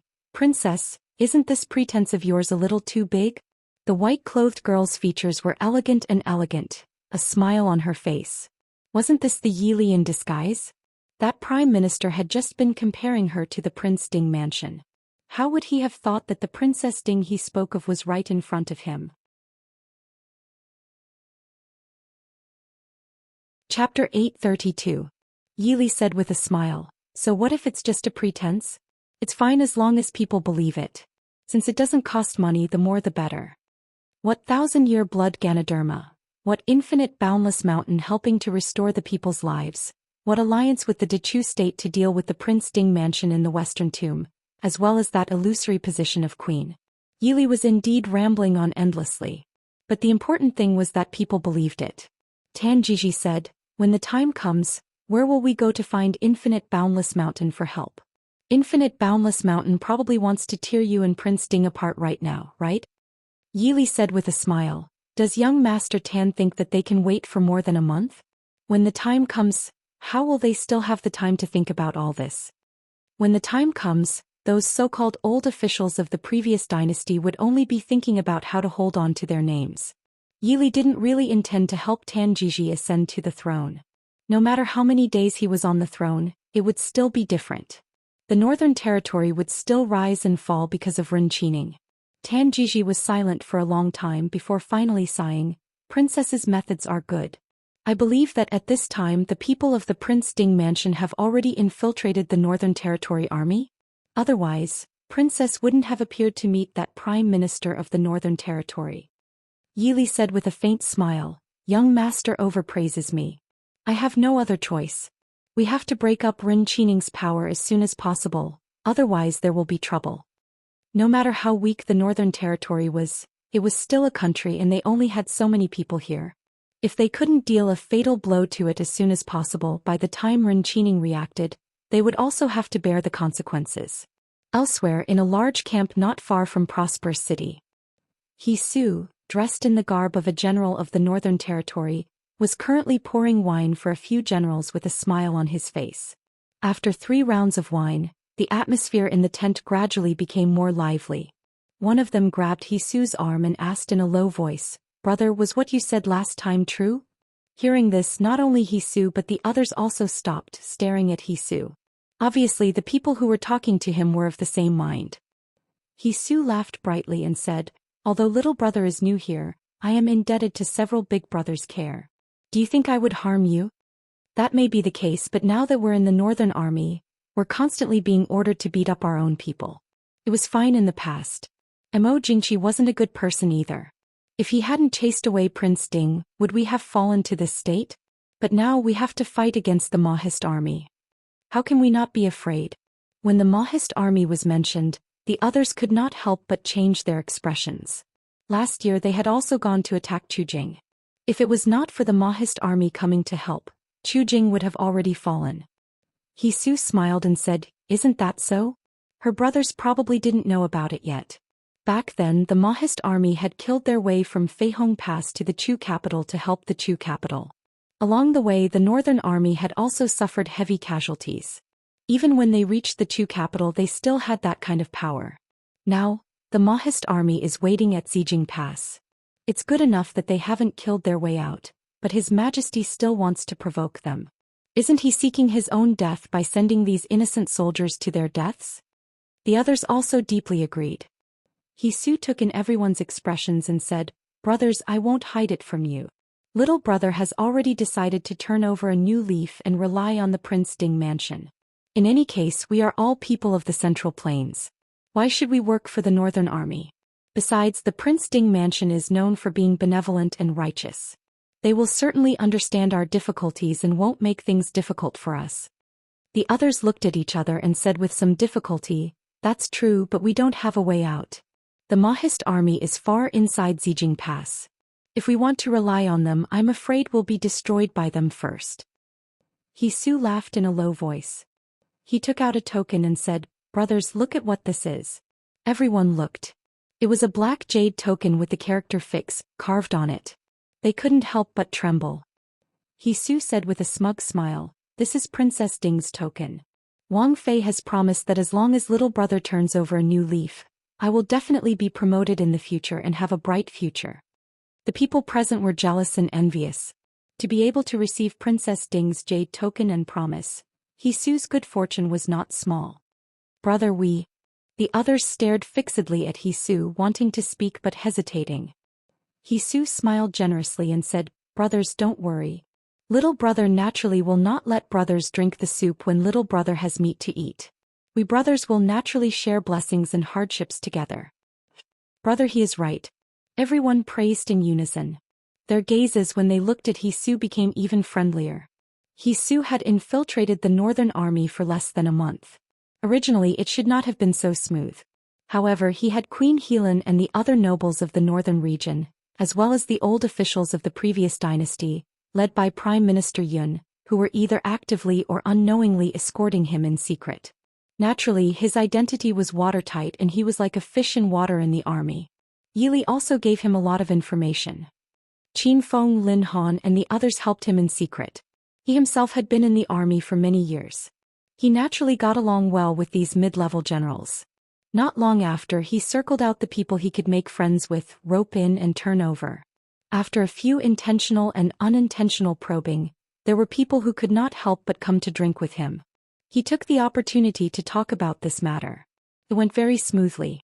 Under the night sky, a black figure sneaked out of the army camp. When he turned back to look at the quiet army camp in the night and sighed in relief, a low and laughing voice came from behind him. "Brother Huang, where are you really going?" The man in black suddenly turned back. He could not help but narrow his eyes. A person slowly walked out from the shadow under the tree. It was He Su, who had been drinking and conspiring with him at the same table not long ago. Seeing that there was nowhere to hide, the man in black pulled down the black cloth on his face and said with a smile, "He Yen, why haven't you slept yet?" He Su said with a smile, "Brother Huang hasn't slept yet. I don't dare.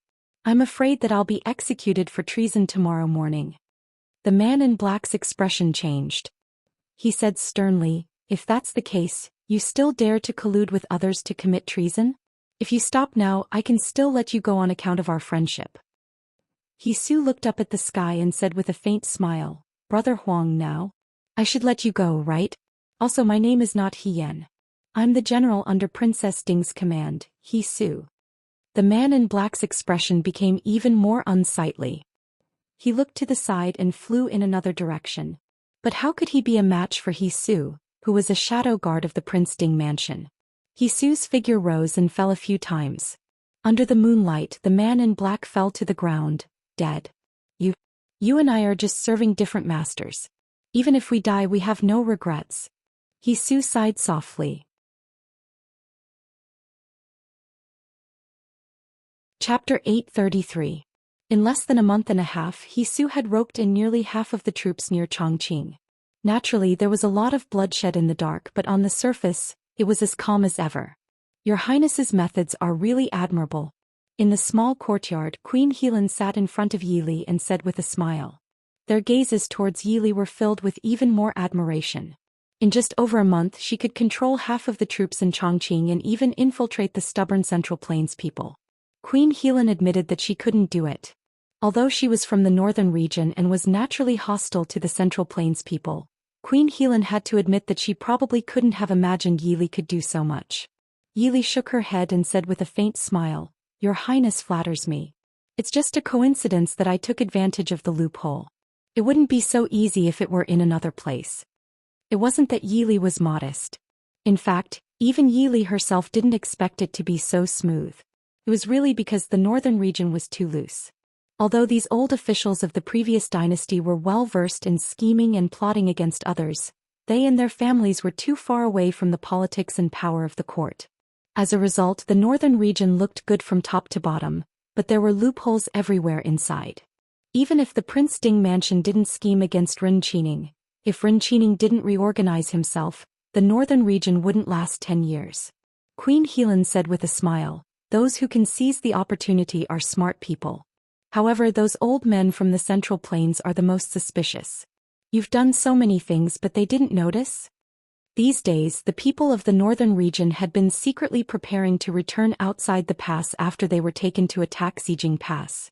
On the other hand, they did their best to create trouble for the Central Plains people to distract their attention. But they didn't even notice that their military power had been taken away by others. This was too much. Could it be that all the Central Plains soldiers wanted to rebel against Ren Qining? Then how bad was Ren Qining's reputation? Yili played with the teacup in her hand and said with a smile, They should find out soon. Don't forget that the Yun family also has a lot of military power. They will definitely find out that something is wrong. It had to be said that this was another mistake of Ren Qining's. Or rather, it couldn't be said to be a mistake. It was something that had to be done. Princess Consort, Prime Minister Yun's residence has sent an invitation to invite Princess Consort to the residence for a chat. Zhuojing walked in with an invitation and presented it to Yili. Yili took it and took a look. It was indeed an invitation from Prime Minister Yun's residence. The dazzling golden post was outlined with an exquisite pattern of auspicious clouds, and it looked rather magnificent. Where is Tan Jiji? Yili asked. Zhuojing said, Young Master Tan was invited to the Prime Minister's residence this morning. I'm afraid the Prime Minister's residence has already discovered that something is amiss. That's why I sent an invitation to invite Princess Consort over. I want to be a turtle in a jar. Yili stood up and said with a smile, Then let's go meet this loyal minister of the previous dynasty. Send someone to inform Hisu to pay attention to the soldiers and horses outside the city. If there are any accidents, don't be polite. In addition, let Qin Feng block all the roads to the Purple Thorns Pass. Without my order, no information is allowed to be sent to the Purple Thorns Pass. This subordinate obeys. Zhuojing received the order and left. Queen Helan also stood up and said with a smile, I have to thank you this time. I will also go back and let them prepare while cooperating with you. Alright, do you still want those ministers of Ren Qining? Can I kill them? Yili smiled faintly and said, Queen, please do as you wish. She brought Zhuojing and Lin Han into the Prime Minister's residence. Looking at Prime Minister Yun's smile that hid a knife, Yili didn't care. However, Tan Jiji had already been restrained by someone. Yili couldn't help but smile and said, "Young Master Tan, what's wrong with you?" Yili didn't believe that with Tan Jiji's ability he could still be restrained by the people of the Prime Minister's residence when he was on guard. Tan Jiji shrugged with a smile and said, "Aren't I waiting for you to come and save me?" Seeing the two talking and laughing casually, not looking down on him in the slightest, Prime Minister Yun's face couldn't help but darken. He laughed coldly and said, "This lady, why don't you tell me where you are from? Don't tell me that you are really from the infinite boundless mountain?" Yili smiled faintly and said, "Since Prime Minister Yun didn't believe me from the start, why bother asking?" With this, the Prime Minister naturally knew that he had indeed been fooled by the two in front of him. Yili said that he didn't believe them from the start, but that wasn't right either. He was only half believing and half doubting. It was only because Tan Jiji had a request for him and these two were also in Chongqing City, which could be considered to be under his control, that he didn't care. However, he didn't expect these two to be so capable that they could actually control half of the troops in the north in just over a month. "You are from the Prime Minister's residence." The Prime Minister stared at the two and asked coldly. Other than the people from the Prince Ding mansion, he really couldn't think of anyone else who had such ability and means. Tan Jiji smiled helplessly and didn't answer. Yili nodded sweetly and said, "Yili greets Prime Minister Yun. You are Princess Ding." Hearing this, Prime Minister Yun couldn't help but scream and almost fell to the ground. Yili was a little helpless. Was her name so scary? Prime Minister Yun fell back into the armchair in a daze. After a while he sighed and said, "What a Princess Ding. Such courage and means. I think the princess has been planning with those barbarians in the north for a long time, right?" Prime Minister Yun wasn't a fool. The Prince Ding mansion had made such a big move in the north, but they didn't notice it until now. There must be someone helping them from the inside. Yili sighed softly and said, "It's not that the Prince Ding mansion is cruel. The king of the northern region and the Northern Tribes Alliance want to destroy the Prince Ding mansion and overturn the Central Plains. This move is really too vicious. If they succeed, the Prince Ding mansion will be attacked from both sides. So, we can only take the risk and cut off their escape route. Please forgive us, Prime Minister Yun. Winner takes all. Princess, there's no need to say more." Prime Minister Yun stared at Yi Li's beautiful face and said sternly, "Princess Ding has such courage and means at such a young age. Even I have to say that I admire you. However, since the Prince Ding mansion already knows that their status has declined, they still dare to come to the Prime Minister's residence. It seems that they don't respect me at all." Yi Li smiled faintly and said, "Prime Minister Yun is a senior. How can I refuse a senior's summons?" Good, good, good. Prime Minister Yun said good 3 times in a row. He was so angry that he slammed the table and stood up. He said sternly, "Since you dare to enter my Prime Minister's residence, if I don't make you stay, wouldn't the dignity of the North be lost?" Prime Minister Yun, even if the North's dignity is lost, we are the ones losing face. What does it have to do with you? A female voice with a slight smile sounded from outside the door. Queen Helan walked in with a few people from the north. It was as if the entire Prime Minister's residence had entered an empty space. Prime Minister Yun's eyes narrowed. He stared at Queen Helan and said, "I was wondering why you barbarians from the north would collude with the Prince Ding mansion. So it's because of you." At that time, when Queen Helan made a fuss about going to Li City, everyone thought that it was because she was angry with imperial concubine Yun. No one cared. They didn't think that it would bring disaster to the north.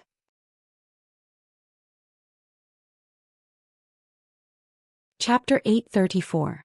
Queen Helan's pretty face darkened and she said coldly, "Old man surnamed Yun, you're shameless. Your master Ren Qining relied on my cousin and uncle's status and power to become the king of the northern region. That's why you old men have such a good life today.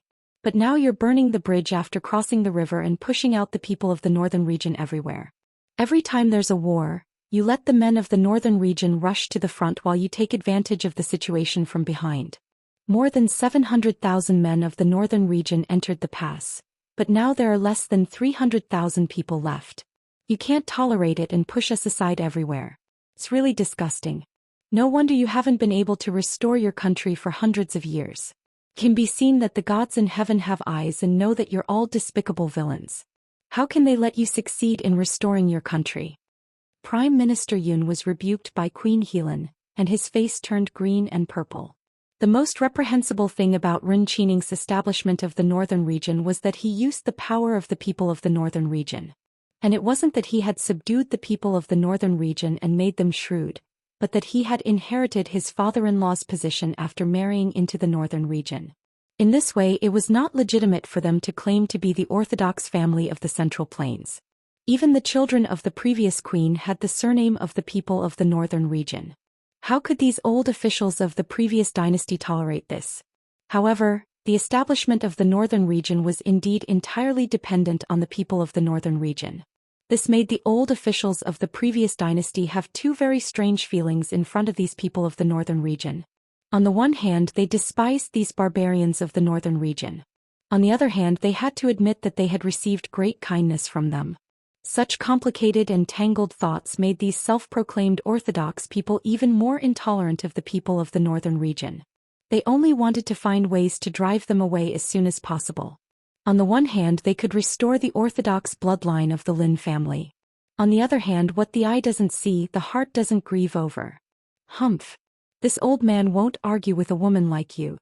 Prime Minister Yun said with an unfriendly face after being pushed by Queen Helan to the point of speechlessness. Queen Helan said disdainfully, "It's this young lady who won't argue with an old man like you." The people next to her couldn't help but twitch their mouths. Yili held back her laughter and asked, "Queen Helan, why are you here so soon?" Queen Helan waved her hand and said, "Many of Ren Qining's people in the city have been caught. Those who haven't been caught can't run out now. They are also fighting outside the city. Princess Ding, can your people win?" Yili said indifferently, "Remove the word what. Since they've started fighting, what are you doing here instead of staying in the palace?" Queen Helan sighed. "I heard that this old man has hidden a lot of people in his mansion to deal with you. If I knew you were so confident, I wouldn't have come. I'll go back first." Since he had something to do in the palace, King Helan came quickly and left quickly. Having just scolded Prime Minister Yun and lost the resentment in her chest, Queen Helan walked with the wind under her feet. As Queen Helan came and went, Prime Minister Yun's face became even more ashen. Yili sat across from him, calmly looking at his face that seemed to have aged 10 years in an instant. She faintly said, "Yun Xiong, I don't want to commit the sin of killing. Please give the order for your subordinates to stop. All of you have worked hard for so many years. Why don't you lay down your burdens and enjoy your old age?" Prime Minister Yun sneered. "I've long heard that Qi Lin of the Prince Ding mansion is mysterious and unfathomable. No one can stop him. Presumably, this old man's small prime minister mansion is now completely under the control of the princess. Why does the princess still pretend?" Yili faintly smiled and didn't refute. She waved her hand and let people take him away. Chongqing City was in chaos. Queen Helan ordered people to close the palace gate, arrested many of Ren Qining's old officials and sealed the city gate. Outside the city, the troops under He Su's command fought with the troops under Ren Qining's former subordinates again. Chongqing City was in a mess both inside and outside. At the same time, the news of the internal strife among the Central Plains troops in Chongqing City reached Ren Qining's troops far away in Zijing Pass within a few days. Ren Qining led nearly 1,000,000 troops to besiege the Purple Thorns Pass. Although his opponent was still Ling Huai, this time it was more troublesome than last time. Last time, Ling Huai's troops were the troops of Dechu State. The two sides were in a standoff for several months. Now it was the Mahist army that was famous for their bravery. Moreover, Ling Huai had a grudge against Ren Qining for his son's death. Last year, when Ren Qining attacked the Chu capital, Ling Huai's eldest son, Ling Qingyu, died in battle and died for his country. How could Ling Huai not remember such a great grudge? The two armies had fought dozens of times in front of the Purple Thorns Pass, but the army of the northern region had never even touched the gate of the pass. The war here was not going well. Ren Qining also received urgent letters from Yelu Yi from time to time. In the letters, it was obvious that he was dissatisfied with the duties and responsibilities of the army of the northern region. This already gave Ren Qining a headache.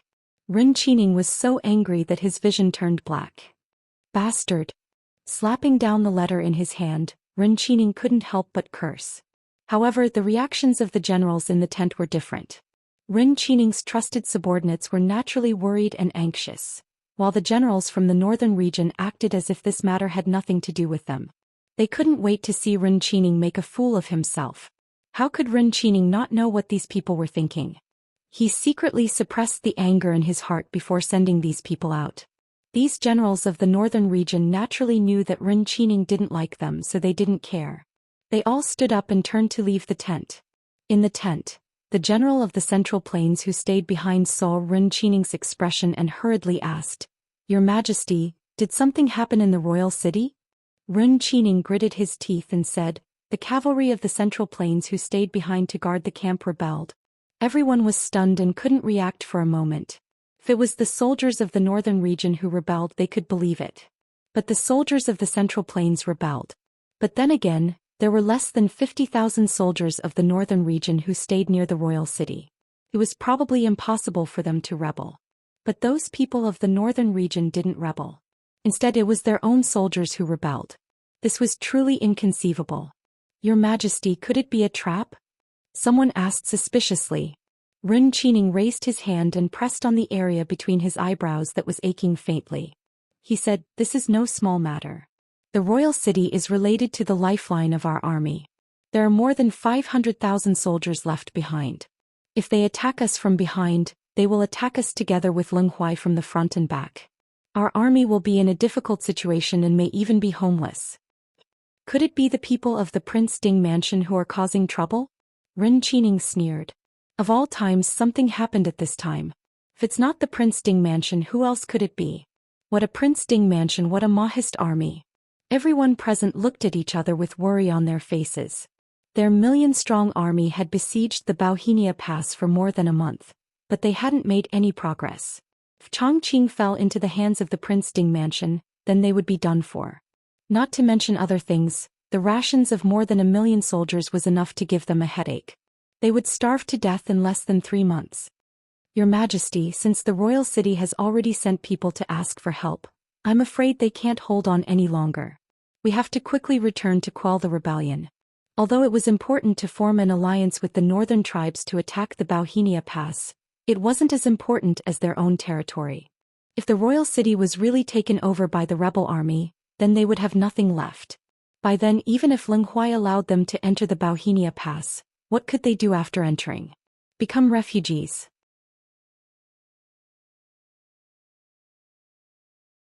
Chapter 835. Ren Qining understood such an important issue, so did his subordinates. After pondering for a moment, he still appointed a general to lead 200,000 troops back as reinforcements. On the other hand, it was also a test. Ren Qining, who had dealt with King Ding's residents several times, had a deep understanding of Mo Xiuyao's unconventional way of playing his cards. Since King Ding's residence was involved in this matter, he had to be careful of the formalities. After settling the matter of reinforcements to quell the rebellion, Ren Qining sighed and wrote a few letters. He called his subordinates and ordered, "Hand the letters to the princess and the prime minister personally." Chongqing City, Northern Region Palace. Now Chongqing City was controlled by the Northern Region people, and there was a chaotic battle outside the city. The whole palace suddenly became Queen Helan's world. Queen Helan invited Yi Li to live in the palace, so that she would not have to go out of the palace to find her if anything happened. Yi Li did not care. Now Chongqing City was not only controlled by the Northern Region people, but also secretly controlled by the Mahist army. Even a fly could not fly out. The Mahist army also began to secretly clean up Ren Qining's secret forces according to the distribution of Ren Qining's secret forces provided by Queen Helan. These were probably collected by the former queen, who was worried that the forces of the Central Plains would threaten her son's position in the future. She did not want to use them on the Prince Ding mansion. "He Ding Wangfei, take a look at this." Queen Helan lazily sat in the large phoenix chair, waving the letter she had just received in her hand as she looked at Yi Li with a smile. Yi Li raised her head, put down the scroll in her hand and raised her eyebrows. "What did the Northern Region king say to the queen?" Queen Helan said with a smile. "He said that the soldiers rebelled and he was worried about my safety. He also said that I must be careful and stay in the palace and not wander around so as not to have an accident. What else? He probably wants to ask my father and the other tribal leaders of the Northern Region what they think." Yi Li nodded and smiled. "He probably wants to test your attitude. Queen, read the reply letter." "A reply?" Queen Helan blinked and looked innocently at Yi Li. but the messenger he sent has been killed by me. Yi smiled indifferently. That's the queen's business. If the queen doesn't want the 200,000 soldiers to come back, you can also ignore him. Queen Helan helplessly slumped her shoulders. While looking for a brush and ink to write a reply to Enchanting, she said, "Princess Ding, you're so bad." Yi laughed and said, "Did I tell the queen that I'm a good person?" Queen Helan ground her teeth. "Can you not call me queen?" "Of course, Princess Helan," Yi agreed readily. Queen Helan angrily buried her head and wrote a letter to Enchanting. The letter was clean and straightforward, stating that the rebellion of the Central Plains had nothing to do with the Northern Territory. If she wanted her father to help, she had to give them satisfactory conditions. When she finished writing, Yi came over to take a look and added a few strokes. "Copy it again." Although Queen Helan was only slightly proficient in the language of the Central Plains, she could still see that Yi's letter contained some faint affection. He could not help but shudder. "Princess Ding, don't slander me. This lady doesn't like that ungrateful bastard."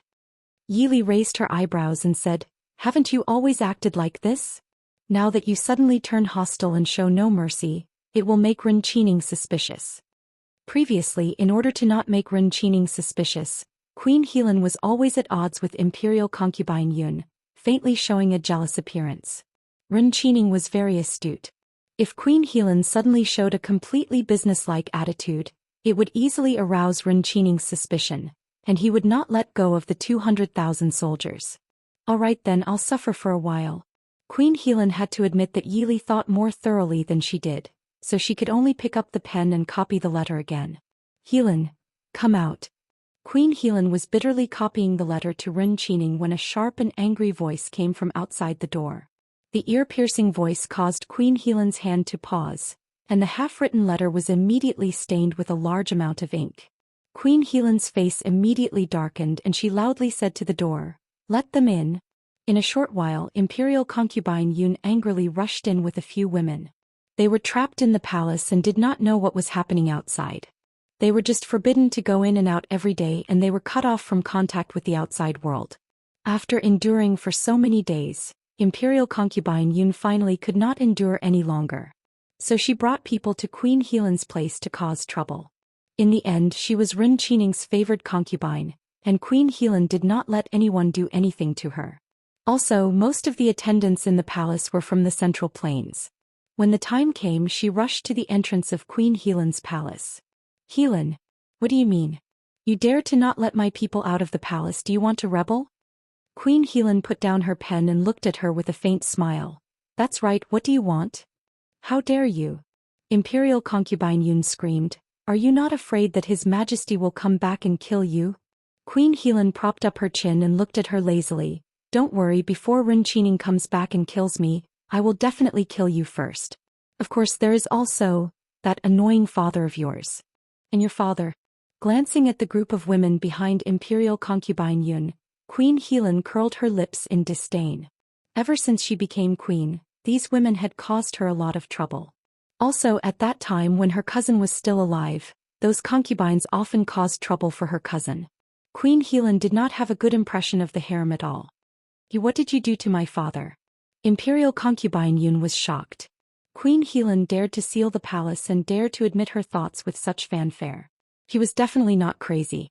That meant that she had quite a big trump card in her hand.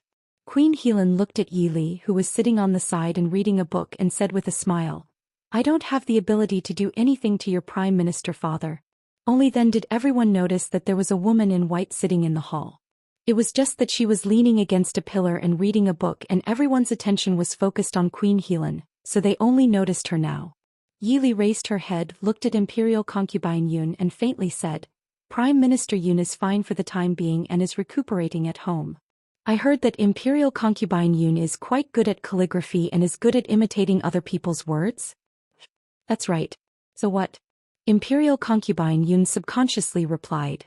Yi smiled sweetly. "Nothing, I don't have anyone under me at the moment, so I'll have to trouble Imperial concubine Yun to help me write a letter." "Why should I help you? That's not right.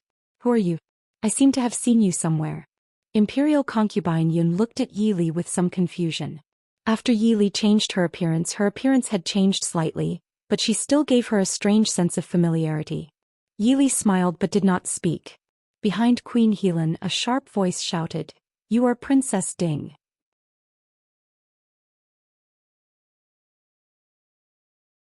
Chapter 836. You are Princess Ding? A sharp voice came from behind Imperial concubine Yun. Everyone was shocked. Although they were all ladies of the boudoir, they had all heard of Princess Ding's name.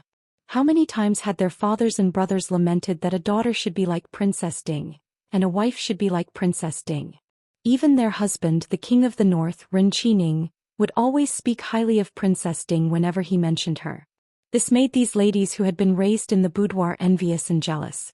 Having her identity exposed, Yili was not surprised. She just looked up and forgot to look at the woman behind Imperial concubine Yun. It turned out to be an acquaintance. Yili faintly smiled and said, "So it was Miss Murong. Why is Miss Murong here?" Like this, it was equivalent to admitting her identity.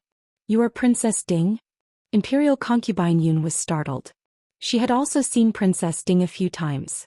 Although her appearance was not quite the same as what she saw now, that calm and graceful temperament that made people have no choice but to look up to her.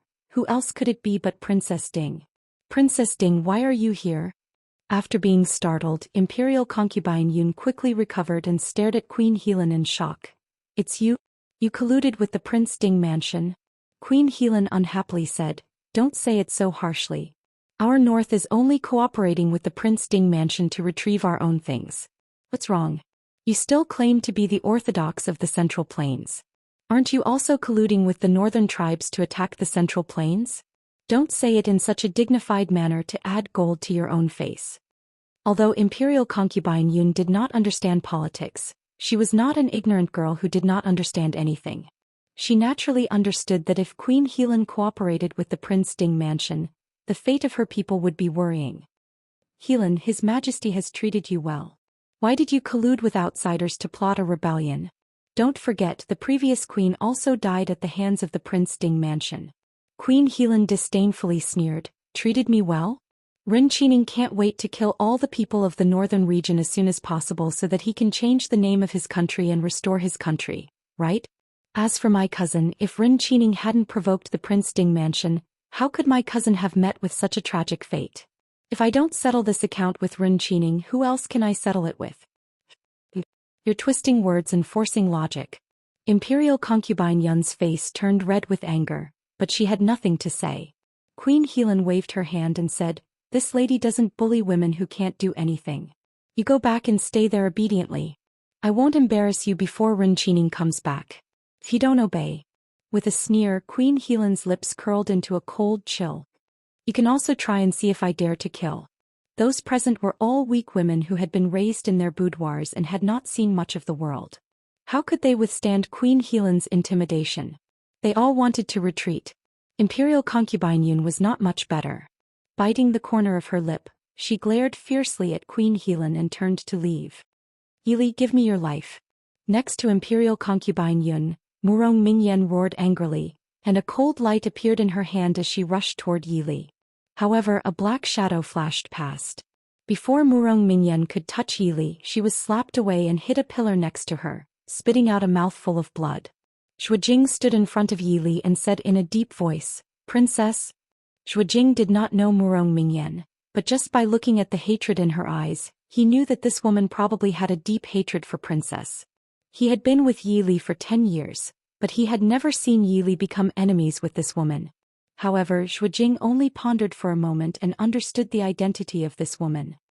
"Is it a remnant of the Murong family? Princess, do you want this subordinate too?" For this kind of person, the Shadow Guard's habit was to eliminate the source of trouble. Yili stared thoughtfully at Murong Mingyan, who looked like she wanted to eat her. Murong Mingyan struggled to stand up and wiped the blood from her lips. "Yili, you're actually not dead." Yili said indifferently, "Didn't you already know that I'm not dead? Miss Murong, Yili hasn't done anything unforgivable to you, right? Why do you hate me so much?" Murong Mingyan's eyes were full of hatred. If it wasn't for you, how could my Murong family? How could my grandfather die? It's all your fault. You're greedy and don't feel ashamed to play the blame game. If it wasn't for Murong Xiong relying on his superior martial arts to play with the heroes of the world, what would happen? Would the Murong family be in trouble? It's a pity that the Murong family's beauty trap wasn't attractive enough.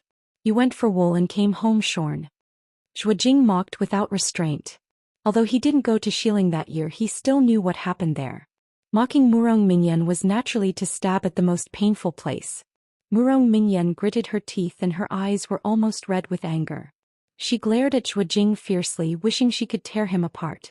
Yili turned to Queen Helan and said, "Your Highness, please ask the others to go back first. I have something to discuss with Miss Murong." Queen Helan nodded and said to Imperial Concubine Yun and the others, "You can go back. Ming Zhaorong stay." Imperial Concubine Yun and the others also knew that they couldn't afford to offend Queen Helan now, so they turned and left.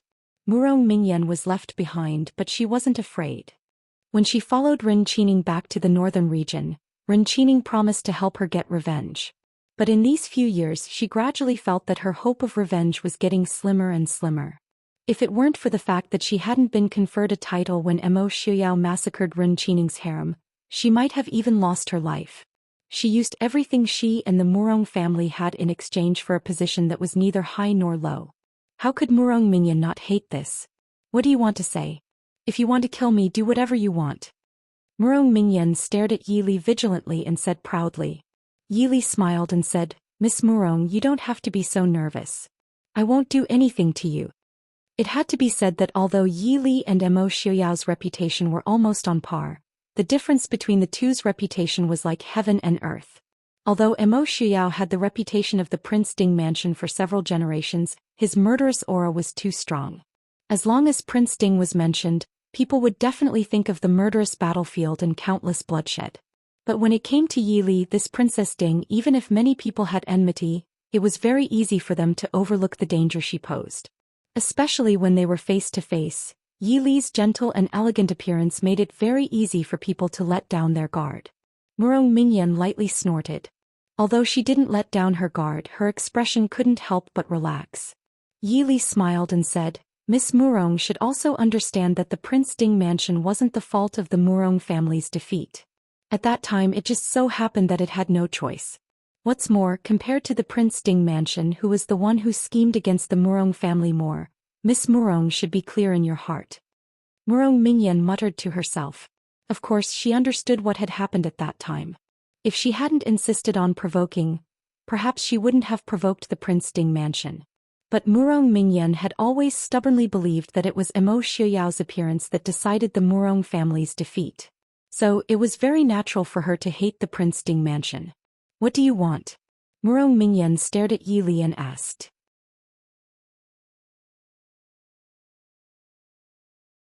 Chapter 837. Yili smiled faintly. "I want the remaining property of Murong family." Murong Mingyan was shocked. "I don't know what you're talking about. Everything of Murong family is in Ren Qining's hands. Otherwise, where do you think he got so much money for these 2 years?" Yili slowly shook her head. "Miss Murong, you don't need to deceive me. I may not know how deep Murong family's foundation is, but there are always some. What's more, with Ren Qining's character, if you don't have any trump cards." Yili didn't finish her words, but everyone present understood what she meant. With Ren Qining's character, if Murong Mingyan had no value, why would he still stay in the palace? He was afraid that it had already been thrown to God knows where. Murong Mingyan was silent for a long time before she said, "Murong family has nothing, only money. There's no harm in giving it to you, but what can I get?" Murong Mingyan was very clear that since Yili stopped her, even if she didn't admit it, she didn't intend to let her go. "What does Miss Murong want?" Yili asked. Originally, Yili really didn't think of Murong Mingyan, but now that she met her, she naturally didn't intend to let her go. In these few years, it wasn't only the North that was wantonly mobilizing, the Prince Ding mansion was also doing the same. Although the Prince Ding mansion's property was rich, compared to a huge country, it was still slightly inferior. Naturally, the more money the better. Murong Mingyan's expression changed slightly. After pondering for a long time, she suddenly said, "I want to marry Qingchen Gongzi." Yili's eyes turned cold and she calmly refused. "No." "Why?" Murong Mingyan said in astonishment. She knew that the Prince Ding mansion had been constantly at war these few years, so money was even more important. But she didn't expect that Yili would refuse without even considering it. Yili said, "Big brother has already rejected Miss Murong back then. Even if it's for the sake of the Prince Ding mansion, I can't interfere with his marriage." If Murong Mingyan had brought up other conditions, Yili wouldn't have minded lying to her even if she couldn't fulfill them. But when it came to Su Qingchen's marriage, he couldn't even lie about it. Murong Mingyan gritted her teeth and said, "Aren't you afraid that I'll bury those treasures forever? As long as I don't say anything, no one in this world will be able to find it." All these years, the Genom of Gojoseon of West Hill must have turned the Murong family upside down. It's a pity that he won't get anything. Yili shook her head and sighed softly, "I've said it before. No matter who it is, I won't interfere with Big Brother's marriage. If the Murong family's wealth was not fated with the Prince Ding mansion, then they could only give up. Besides, if I can't get the Prince Ding mansion, no one else can either, right?" In other words, since Murong Mingyan didn't intend to reveal the whereabouts of the rest of the Murong family's wealth, she didn't need to live anymore. Don't blame Yili for being ruthless. If she had killed Murong Mingyan back then, Ren Qining wouldn't have had so much money to expand his army and attack the Dechu state. If the resentful Murong Mingyan fell into the hands of others, it would be troublesome for the Prince Ding mansion. "Take her away," Yili said to Zhuajing. Zhuajing nodded, grabbed Murong Mingyan and turned to leave. Beside them, Queen Helan looked at Yili with her chin in her hand and said, "This Murong Mingyan actually has such a background that even you want to take advantage of her?" Yili smiled helplessly and said, "The king of the northern region is indeed skilled.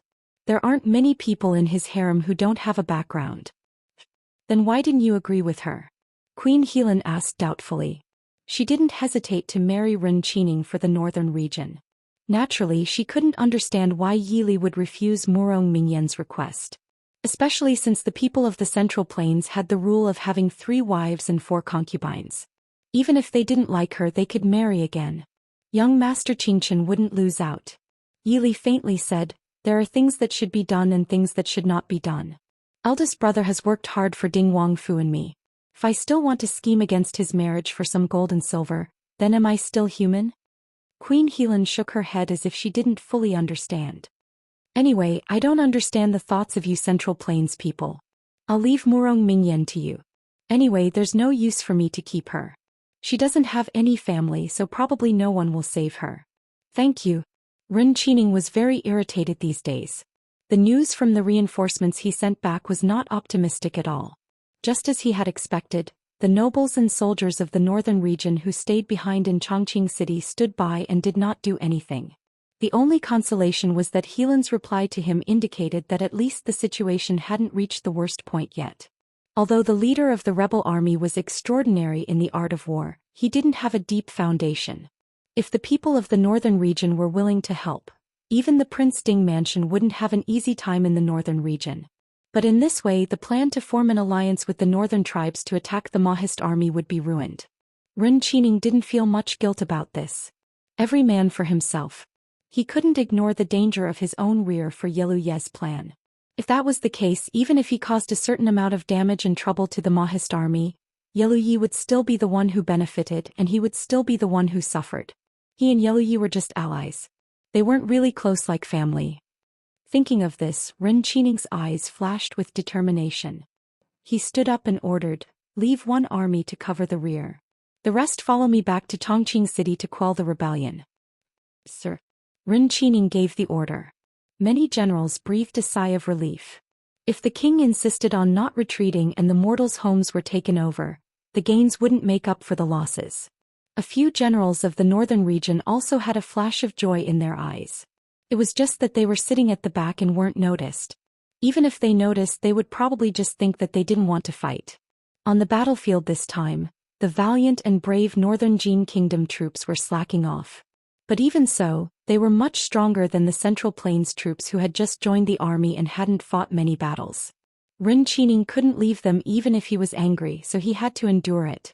While preparing to return to court, Ren Qining wrote another letter to Queen Helan, listing the benefits for the nobles of the northern region. Queen Helan was also straightforward and quickly wrote back to him, agreeing to his request. In any case, Princess Ding had already said that there was no need to pay for lying. On the city wall of Purple Thorns Pass, Leng Huai and Leng Haoyu stood side by side, watching the northern region troops gradually retreat. Leng Haoyu smiled and said, "It seems that the princess's plan has succeeded." Leng Huai's haggard and upright face also showed a smile. He nodded and said, "Yes, we should also prepare to meet up with Princess Ding. Everyone says that the princess's wisdom and courage are not inferior to a man. I didn't believe it at first, but now it seems that it's more than just not inferior to a man. There were probably not many men in the world who were better than Princess Ding." Leng Haoyu nodded and said with a smile, "Isn't that so? The princess is always unexpected, but it makes people feel that it's reasonable. Father, we should also prepare to come out. In the past it was Ren Qining who came to attack Purplethorn's Pass. This time we have to come out and chase after him."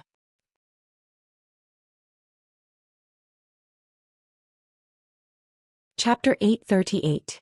That's right. It's time to avenge Qingyu. Although his youngest son was more outstanding than his eldest son, Leng Qingyu was still his beloved son whom he had doted on for decades.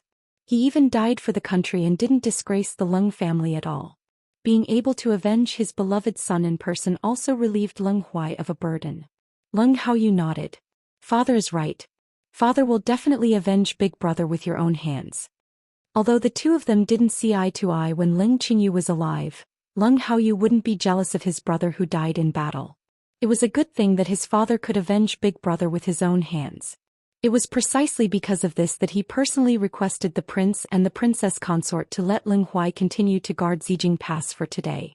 In the rebel camp outside Chongqing City, He Su sat leisurely in the main seat of the commander's tent and watched the generals below arguing non-stop. In the end, they were just frightened by the news that Ren Qining had returned to the imperial court with his troops. They only had about 300,000 men under their command now, which was less than the other party's troops. Although they had won several battles under He Su's command, once Ren Qining's million-strong army returned to the imperial court, there was no need for any military strategy. They could just use the human wave tactic to crush them. When they were almost done arguing, He Su knocked on the table and said with a faint smile, "Everyone, is there any use in arguing about this now? We've already fought so many battles. Will the imperial court let us go if we stop now? If we fight with all our might, we might have a chance to have a prosperous future. If we surrender like this, our whole family will be executed." The generals below looked at He Su and said with a bitter face, "Brother He, tell us honestly, does the Prince Ding mansion have reinforcements? Our brothers have worked hard for you. You can't cheat our brothers." "Yes, yes." Everyone nodded repeatedly. He Su said with a smile, "Of course there are reinforcements, but it will take some time for them to arrive. But don't worry. Although the reinforcements haven't arrived yet, the Prince Ding mansion has already sent strong reinforcements." Everyone was startled and looked at each other before someone said, "Could it be young Master Qing Chen? I've heard that young Master Qing Chen's wisdom is unparalleled in the world, and he alone can fight against thousands of soldiers and horses?" Should be Prince Ding. Prince Ding had never tasted defeat since he was 14 years old. If it was Prince Ding, why would he fear the million-strong army of the imperial court? He Su looked at the entrance of the tent with a smile.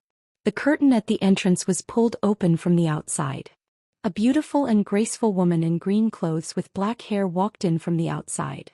Behind her were several men in black. They were obviously guards.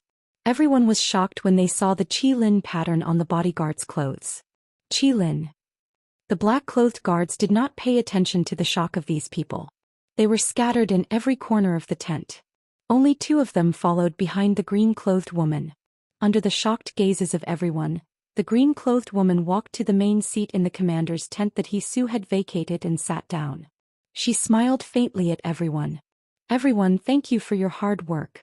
Seeing He Su's respectful expression towards the green-clothed woman, a few of the more quick-witted people could not help but be moved. Someone with a more impulsive personality could not help but ask, "Who are you? How dare you sit here?"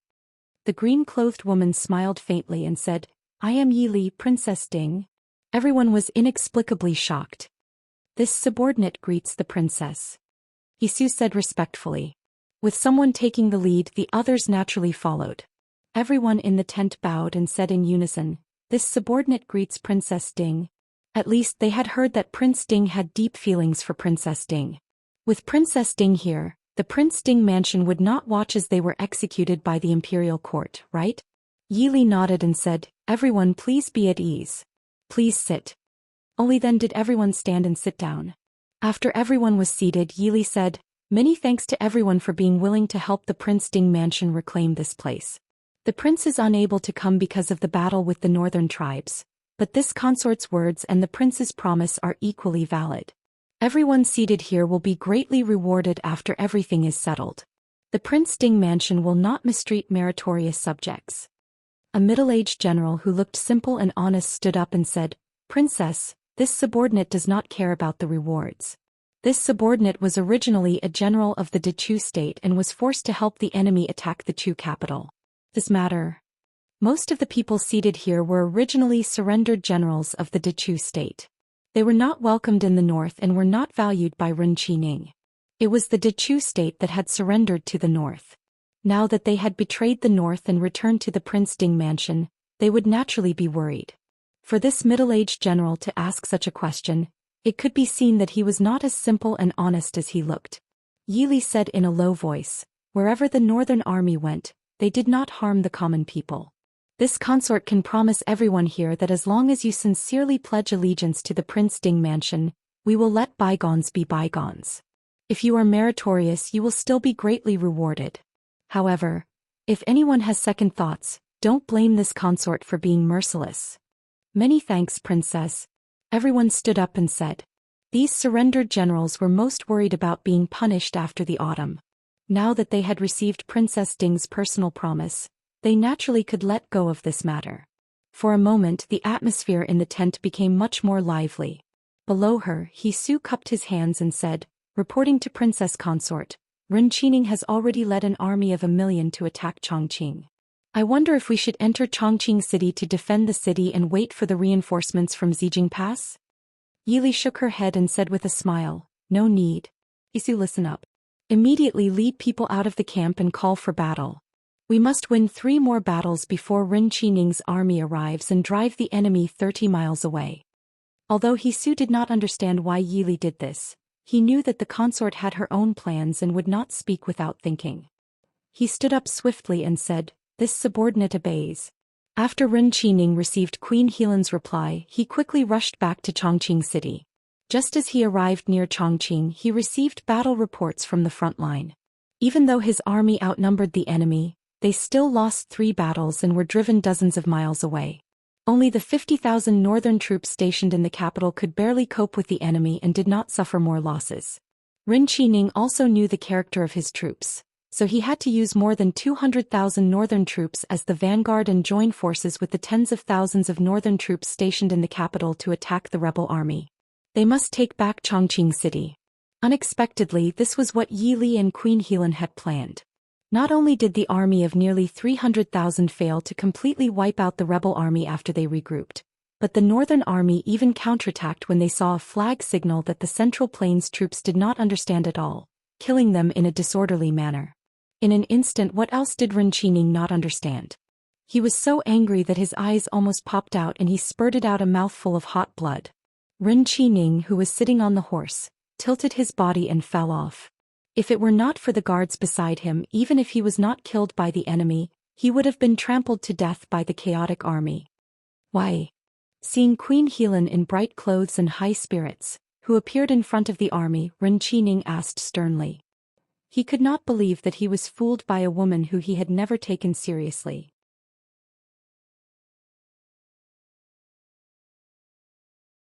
Chapter 839. Queen Helan whipped her horse, her pretty face full of disdain. "Why? Of course it's for the lives of my men in the northern region, and also to avenge my cousin and uncle. Ren Qining, who do you think you are? You want to be free and unfettered after using the people of the northern region? Since you appeared in the northern region, how many of my men have died in vain on the battlefield? Now there are less than 300,000 people left and you want to torment them all? Do you want the northern region to be exterminated?" There were more than 700,000 soldiers in the northern region, and the population of the northern region was not large. These 700,000 soldiers accounted for 90% of the young and strong men in the northern region. But now more than half of them had died. If they really let Ren Qining waste these 300,000 soldiers and horses, they would not be able to do anything. What good would it do for the northern region even if they unified the world? What awaited the northern region was only extermination. Even now, if they wanted to restore their former population and military strength, it would probably take decades of effort. Helan. Ren Qining gnashed his teeth. Queen Helan giggled, waved the whip in her hand and pointed at Ren Qining. I'm going to take my men home. If you want to hate someone, hate Princess Ding. These are all her ideas. Sound the horn, retreat. The quaint horn of the northern region sounded throughout the battlefield, and the army of the northern region gradually withdrew from the battlefield toward the northeast. In the distance, Helan looked at Ren Qining complacently with a somewhat provocative expression. Do you dare to chase? Ren Qining gritted his teeth, but more blood spilled from the corners of his tightly closed lips. But he could only watch Queen Helan leave with a laugh. Retreat, return to camp. Yes, Your Majesty. Pfft. Ren Qining spat out another mouthful of blood and finally fell to the ground, sinking into the dark sweet liquid. Ren Qining was taken back to the camp by the crowd, and only woke up after more than an hour. The generals waiting in the tent looked forward. Your Majesty, how are you? Helan, you bitch. I swear to tear you into pieces. Ren Qining said with hatred. All the generals looked at each other in dismay. Many of them didn't even have time to figure out what was going on when the northern tribes suddenly attacked together in the midst of the chaos. Ren Qining gritted her teeth and said, that bitch Helan has been colluding with the Prince Ding mansion for a long time. They are waiting for I to return so that they can gather all the northern troops. Your Majesty, what should we do if the northern army really becomes our enemy? With Prince Ding's residents eyeing them covetously, it already made them feel extremely pressured. If the northern army turned against them. After all, no one knew better than them just how powerful the northerners were. In these 2 years, if they had not been using the northern troops as the vanguard, how could the million-strong army that they had just barely managed to recruit be able to force the Dechu state into such a state? Ren Qining sat up. These days her heart was suppressed by many things.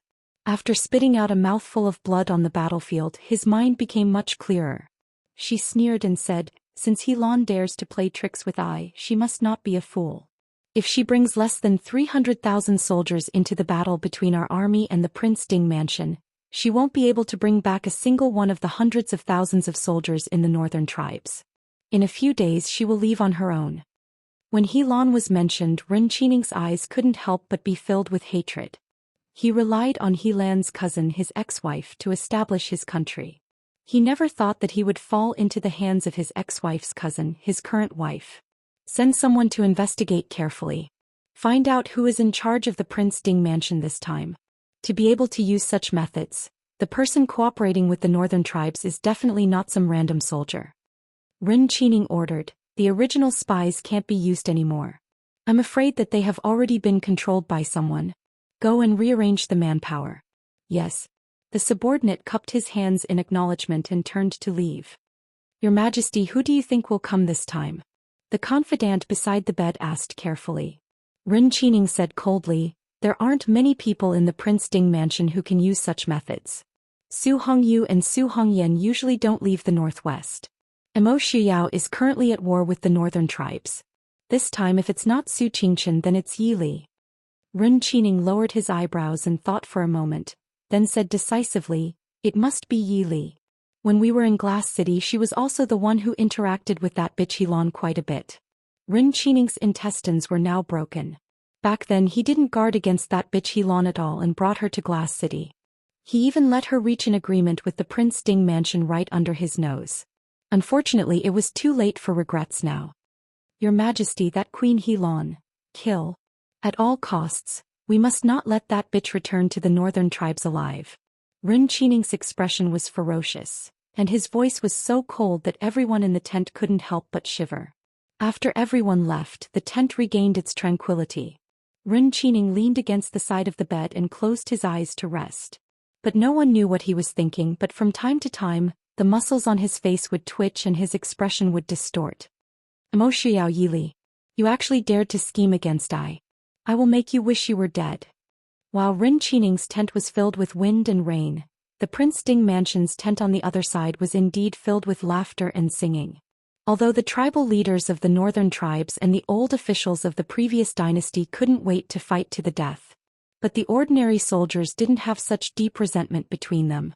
When Enchanting entered the pass for the sake of his future rule, he didn't let the soldiers kill the innocent like the northern tribes. Naturally, he didn't have any deep hatred with the ordinary people. In these 2 years, the Central Plains soldiers had seen the northern tribe soldiers rush to the front in every battle. They were exceptionally brave and full of admiration. Now that these northern tribe soldiers had rebelled against Enchanting, everyone could be considered to be on the same side. Naturally, there was nothing much to say. In the entire camp, except for the soldiers who were on routine patrol, everyone, regardless of whether they were from the Central Plains or the northern tribes, sat together to drink and eat meat. The singing and dancing were even livelier than when they had won a battle. The people of the northern tribes had no intention of participating in the Central Plains War and were eager to go home. Tonight could be considered as a farewell banquet hosted by Yi Li and the Prince Ding mansion for the people of the northern tribes. In the open-air camp, Yi Li led the people of the Prince Ding mansion and the Central Plains generals of the recently recovered northern tribes to sit side by side with Queen Helan's father, the current leader of the northern tribes. They drank good wine together. The people of the northern region saw that although this seemingly weak Prince Ding's residence was not very good at drinking, his actions were very clean and efficient. He was not like those people under Enchanting who hid a knife behind a smile and had a stomach full of cunning plots. They also heard that it was all thanks to Princess Ding that so many northern tribe soldiers could safely withdraw from the battlefield. They couldn't help but have a very good impression of this princess of the Central Plains. The only women present were Queen Helan and Yi Li. Queen Helan didn't sit on her own side but went to Yi Li's side to join in the fun. Now, seeing that the people of the northern tribes were about to go home, Queen Helan's pretty face also showed some playfulness and relaxation. At that time she would be even more relaxed than before, truly like a 16 or 17-year-old carefree girl. She was not a queen of the northern tribes who had to pretend to be arrogant while shouldering the rise and fall of the whole tribe.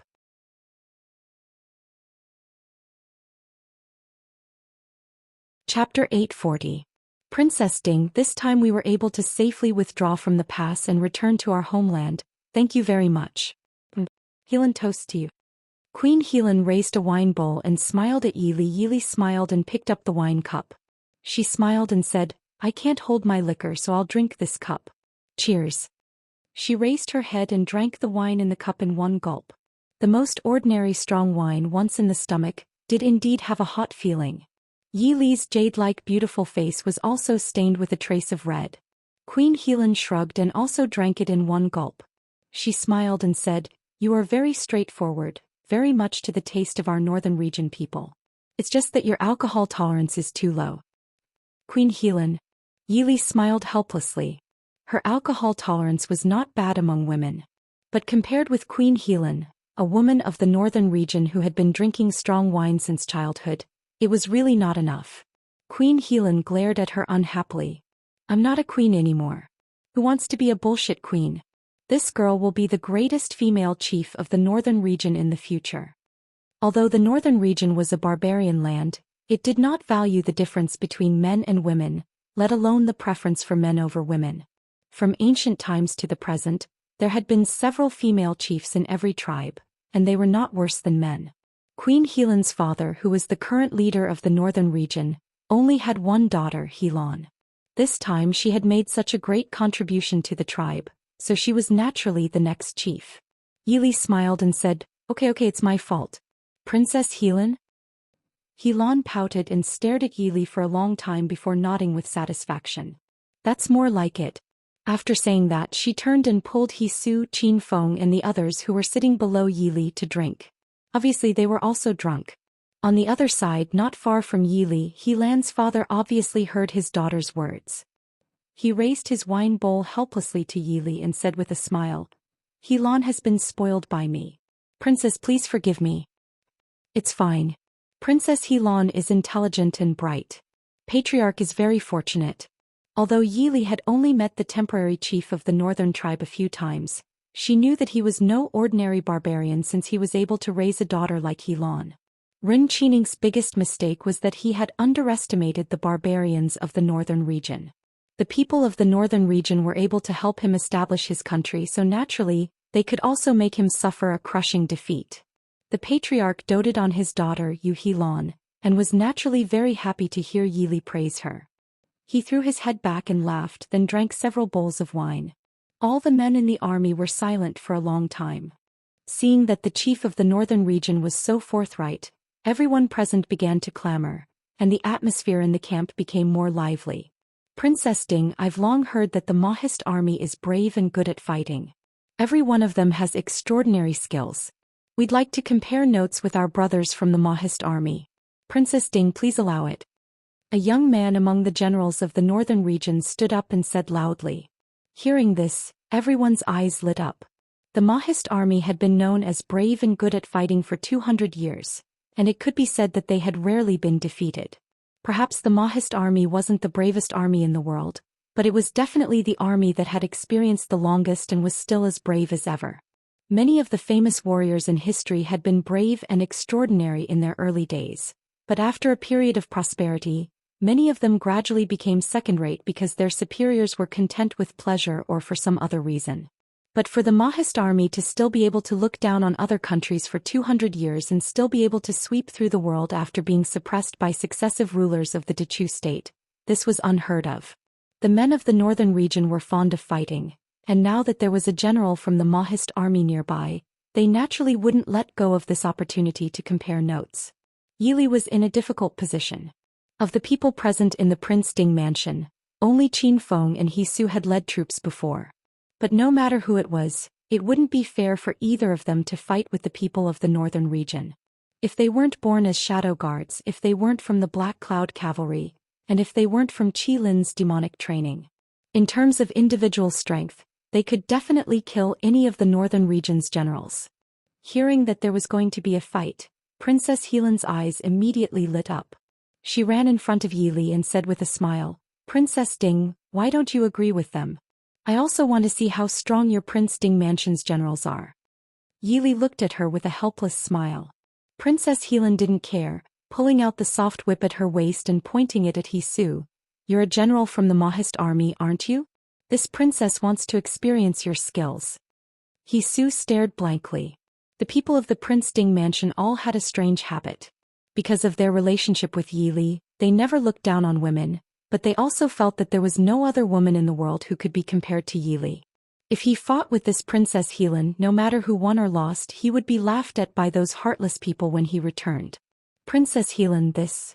Princess Helan raised her chin and said, What is this? This lady is openly challenging you. Are you looking down on this lady? He Su glanced at Yi Li sitting at the head of the table, only to see her calm expression as if she didn't see his pleading eyes. He couldn't help but smile bitterly. It seemed that the princess had no intention of helping him out. On the side, Zhuijing, Lin Han, Qin Feng, and the others all looked at her with pleading eyes. This princess of the northern region was not to be trifled with. If he won, he would be bullying a woman, but if he lost, he would be worse than a woman. In that case, princess, please. He Su stood up and cupped his hands. You're tuning in to the Biao's Wuxia Chronicles YouTube channel. Don't forget to subscribe and join us on this journey to catch the most captivating stories.